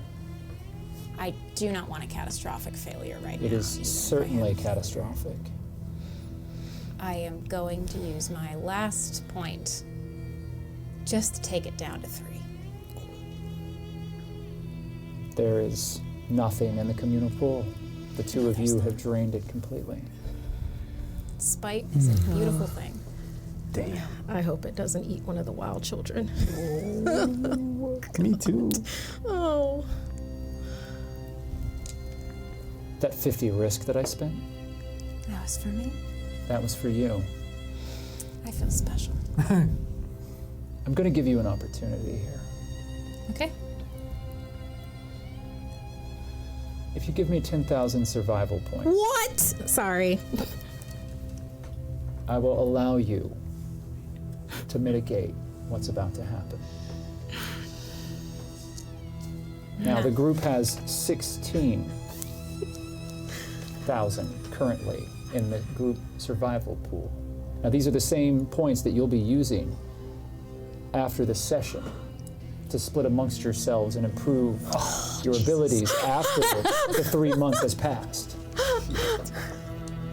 If you spend the 10, you will not only mitigate the situation, but you will strengthen your bond with Providence in a way that will improve your powers and hers in the future. But you will be taking it from the others. Do you understand, Kane? I understand very well. Would you like to make a choice? You know how we play this game. I love you all so much. Way to win. We're fighting in character, but I love you all out of character so much. Just know that Take them points. Oh my as God. I take these points.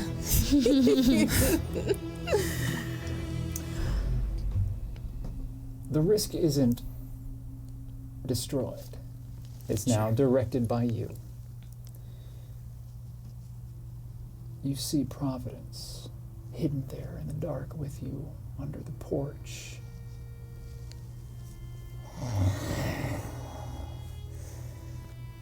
Kane, Yes, Providence. I feel them. I see their hearts. I feel them beating. I can make them stop.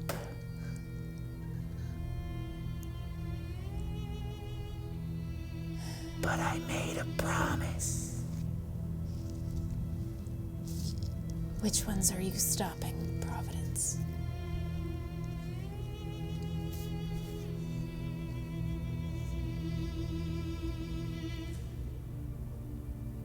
Omar, Marcus, Amanda, and baby Faith.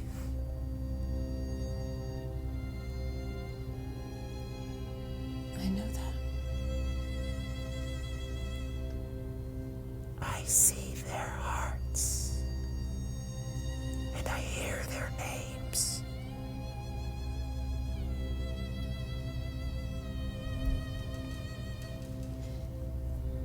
If you can take out the white armored soldiers, do it.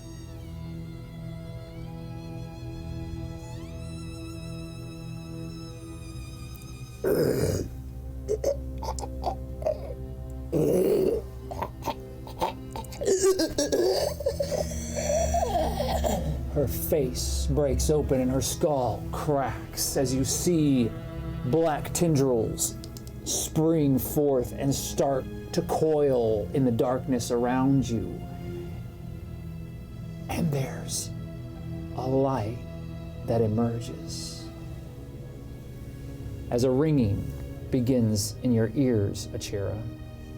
Now you have succeeded on this. Your voice modulator is on. You have time before this occurs. What do you say in the Spectre armor as you call out to the individual that you know as Polly? You say that I feel a ringing in my ears. Not quite yet. Okay. Yeah.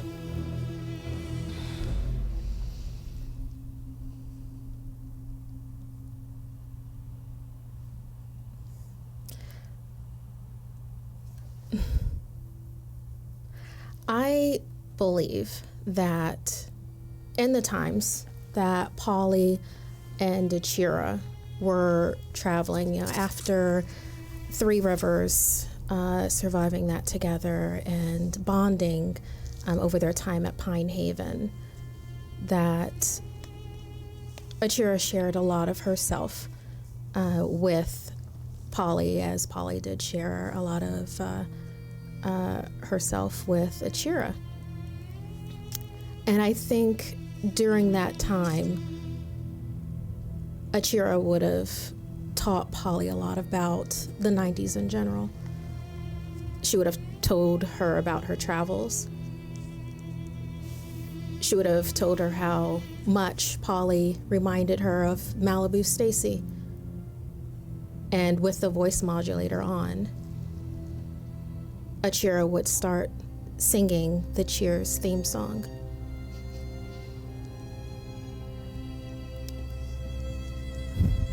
Everybody knows your name, and they're always glad you came.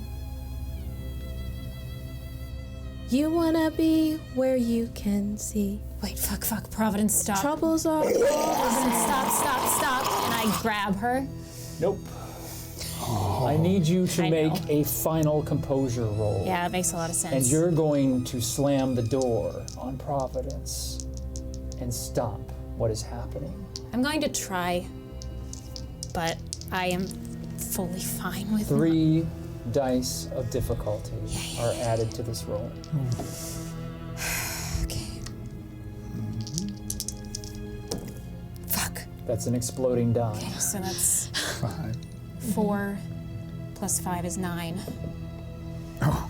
14 plus 32 is 46. It's 1 over my composure. That's 1 degree of failure. There's one one. competency point. In the current pool, yes. You have no competency remaining of your own, and there is 1 in the pool which you could make into a wash. That's not a success. It's not a success. What if I stalled until somebody bought more gold? That's not how this works. Well, I think we still have some more survival points that were supposed to be split across the group. Yeah. No. Let's at least make it a wash. If you make it a wash, it's still a failure, Yeah, but not a complete failure. okay. I'm gonna roll a 10-sided die. Yep. I knew I should have shot it when I had the chance. I want you to pick a number between 1 and 10. Oh my god. Oh, wow, this sucks. And as long as the number you pick isn't rolled on this die, you aren't affected. Half of the specters are going to be affected by this. Okay. 1 to 10.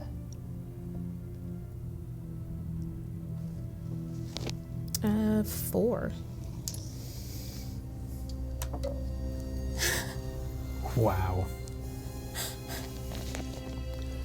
So close to a 4, but it wasn't. I rolled a 3. You hear crackling from the radios, and you hear a ringing in your ears, but it stops as alarms start ringing in your helmet. Heart monitors. The other specters are being affected by something. They're in danger. You don't see them, but you know 5 of them are down. You hear something under the porch of that building as the boards begin rattling. Nails are being driven up, rusted and old, out of the boards, and they fly into the ceiling. Jagged nails start like bullets shooting upward as the boards begin to float. What do? You are singing, but I imagine you stopped when you saw this.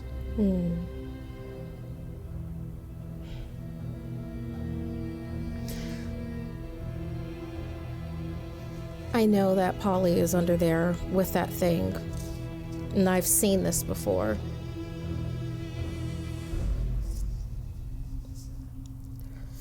How close am I to the porch? 20 feet.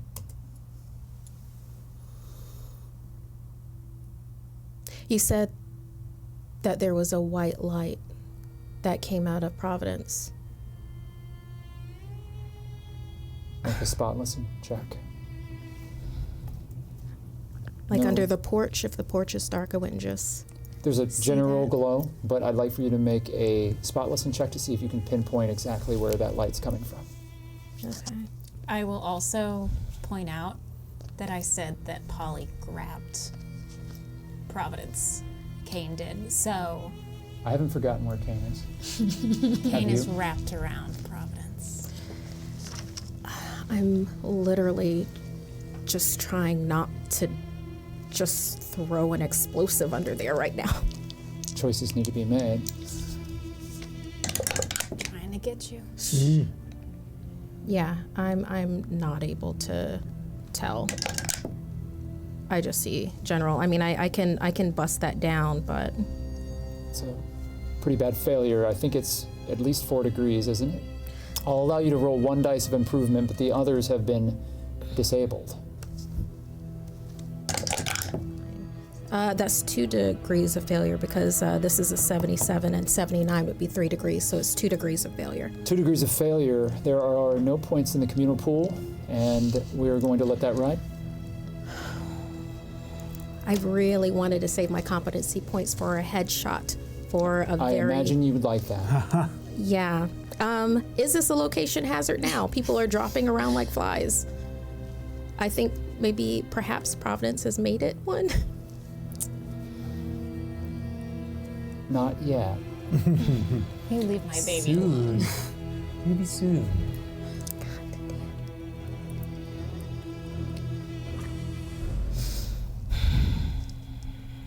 The boards continue to rattle and float just inches off of their moorings as the nails continue to fly up into the ceiling. You see the general light glowing, but you can't pinpoint where it's coming from. All right. I see the general light. I'm going to do a gamble then. I'm going to try to take the shot and hope that I take the thing out and not Polly. I'm not going to throw a grenade under there because that would definitely take Polly out. Damn it, this sucks. No matter which way you slice it.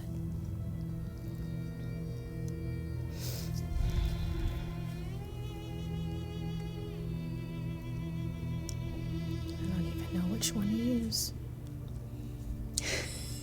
You have 1 white die of improvement that I'll allow you to use.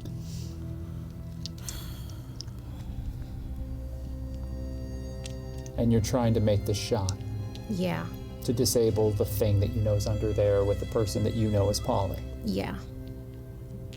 I'm trying to take out the thing and not Polly. Kane, Yeah.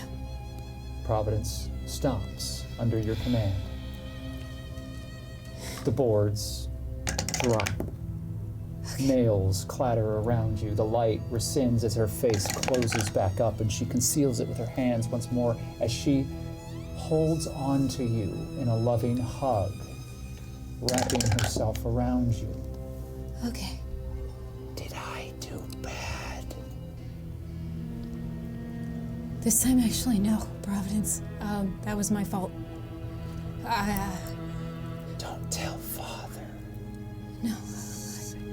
I gotta figure something out, okay? I want to be a good girl for him.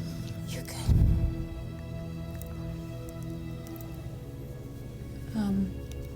What do you do? Providence, you stay hidden, okay? You get deeper. You don't come out of here. I'm gonna go have a little talk. Providence and Spike curl together just a little deeper as they start to turn, but as they do, And I have just started to let go. Okay, I got 1 degree of success, and I need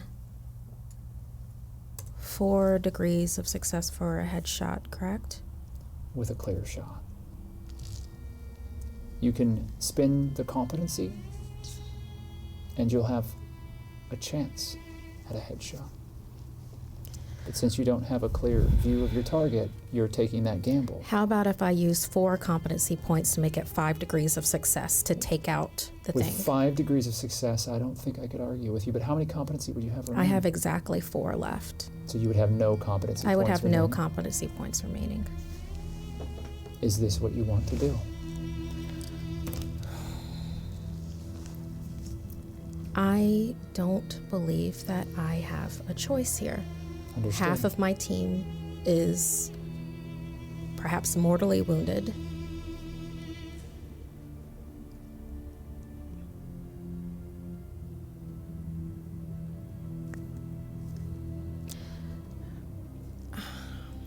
Achira does remember Sugar, but Sugar never did anything like this. Achira does want to have whatever this thing is to be able to experiment with it.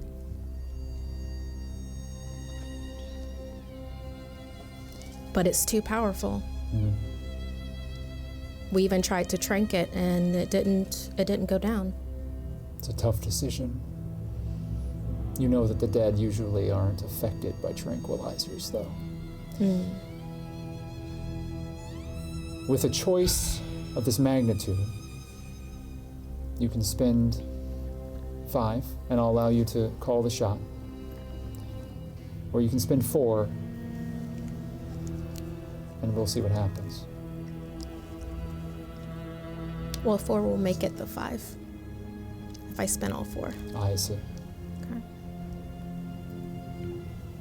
Ugh, God, Knox. So 3 or 4.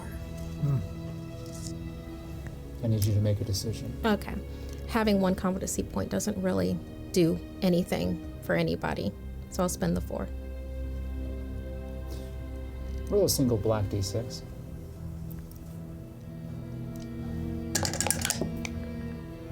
Four.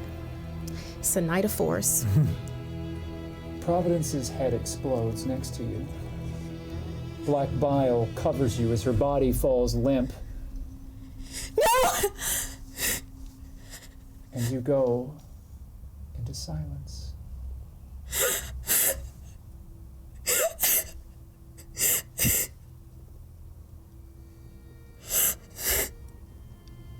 And I just clutch her to me. The same way DT did with Sugar.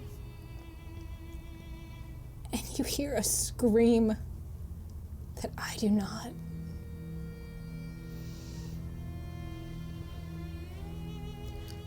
Lampwick. 3 months. The moons have rotated. The stars have passed above you.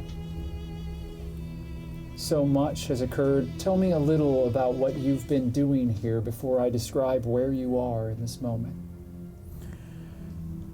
Well,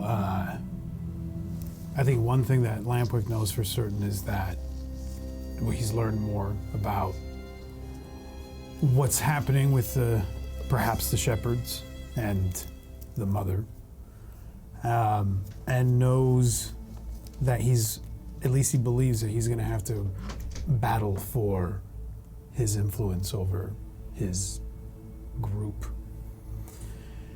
So he's been spending time training DT, who's taken from the fruit. And Polly, before Polly left, trying to get them up to speed and training them in terms of how to influence the dead, and trying to create more specialized dead, basically building an army. Babylon currently has 5 boosts from the community. That's quite a lot. You're not in the lead, but no, it is impressive. Come on. You have 4 very specialized dead that have become quite evolved under your care. Like a garden, you've been nurturing these Romeros, and they have flourished under your care and your attention. Clancy is the size of a small truck. His head has receded down into the majority of his body, and his arms overtake most of his form. They strike the ground, and his legs are powerful, overly muscled. He's twisted. His flesh is overgrown, much like yours had become, your arm and your legs, where you were wounded the most.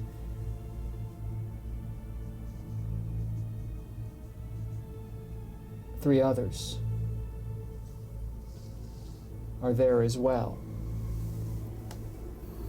Sugar has become very special. She has not only improved since her destruction and rebirth by your hands, but she's become something entirely different.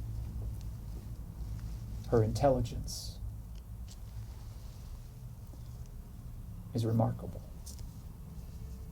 She speaks in full sentences. Her eyes have taken on a life that you thought was impossible. And while she is still quite dead, her form has become taut. Her skin has pulled closer to her. And you've watched as tentacles have emerged from the palms of her hands, able to entwine and grab those that she wishes to pull closer to her.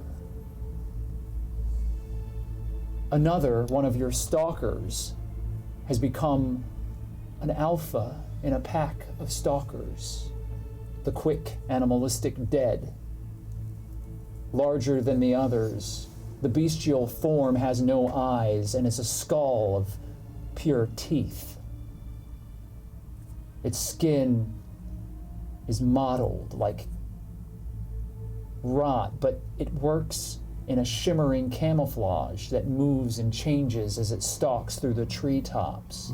And even in the snow, its skin becomes deadly pale. It's an adept hunter and can track anything from miles away. The final of your acolytes is a dead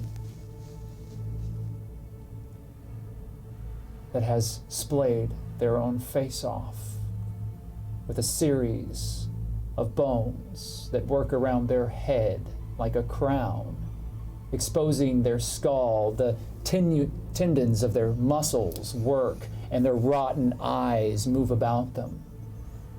They don't speak, but they intone in a series of clicks. And by doing so, they're able to amplify your voice, to move through like an antenna the dead and draw more of them to your service. They gather stray Romeros to them. These are your new children, Lampwick. And DT, she's grown and changed as well. She's much paler. Her eyes are sunken, and you're starting to recognize a certain similarity to a state that you were in not so long ago. But despite the price that has been paid in her physical health, she commands the dead. She's a caller. She reaches forth, and though not with anything approaching your abilities, draws and walks amongst them. This is Babylon. Good. I would have moved beyond Babylon to see if those armored white beings would respond. Are they still around keeping us in? It's not a question for me. Achira, in the time that you've been with Steel City, working amongst the specters, what would you have directed them to do? Do they keep the containment, what they called the petri dish, closed? Or do they allow Lampwick more freedom?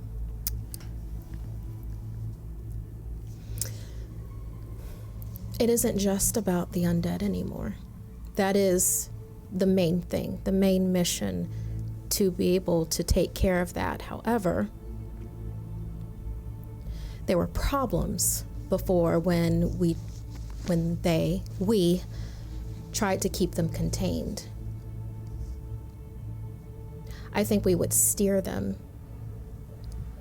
If they want to get out, we steer them towards Pine Haven. Have you tested your boundaries? Yeah. It seems as though they only appear at certain points. I'll allow you to make a roll if you would like. Yeah. Make for me a detect motive roll Okay. with 3 black dice of difficulty. Nice. 6. I'll use 3 competency. It's 2 failures, so that'll make it as 1 success. Detect motives is a diplomacy, Of course it is. so that bumps it up to 4. Indeed it does. A critical success. You don't know why, and you're not exactly certain if this is the case. You think that they might be trying to guide you somewhere, or to allow you to go somewhere, but not allow you to leave by any other route. I see. It seems that they only appear on the western, eastern, and southern front, leaving the north open. I have people with me that have been to Pine Haven. So as we start to move forward, initially our purpose is to acquire more dead. See if there's, if along the way we scout any other groups like ours. You're doing none of this. You are still within Babylon, but your children do, and they communicate to you. Great. You receive messages from the others. They speak through one another, like dominoes. Your dead speak to you. And you can travel if you choose to, but in this moment, Lampwick, you are standing in front of a mirror, looking at yourself and what you've become over these past 3 months. Your face is almost still your own, the one that you remember. When you are fully wrapped and garbed, you can pass for a human. But your eyes, if anyone looks too closely, are far too black. There's no color left in them at all. They're shot through with black bile veins. Your eyes are sunken and dark. Your skin has a waxy complexion to it, but in the right light, you're still a human being. Your skin, where you have been wounded over the previous battles, your arm and your legs, is barely recognizable to you. Twisted knots of dark onyx-like flesh that entwines with pale, giving you a wholly inhuman appearance. Your fingers on your right hand have become elongated and the claws don't retract any longer. They're just there. The split that works its way down your chest is visible now when you're bare-chested, and you're standing before this mirror completely nude, holding your cock in your hand that has become dismembered and fallen off. In its place, a series of black tentacles writhe.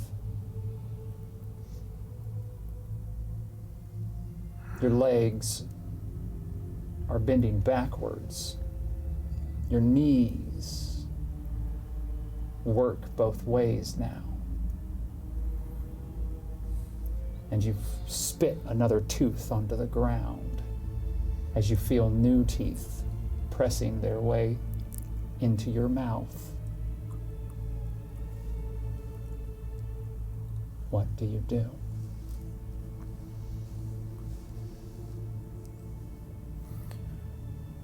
Move closer to the mirror. And I get almost face to face with this thing I see.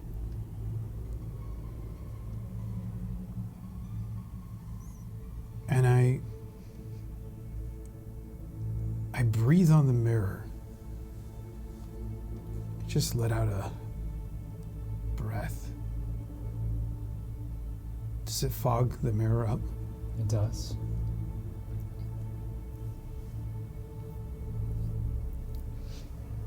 I take my claw-like finger and I write on the mirror the letter A in the fog. And I whisper, "Come home, Achira." Faith.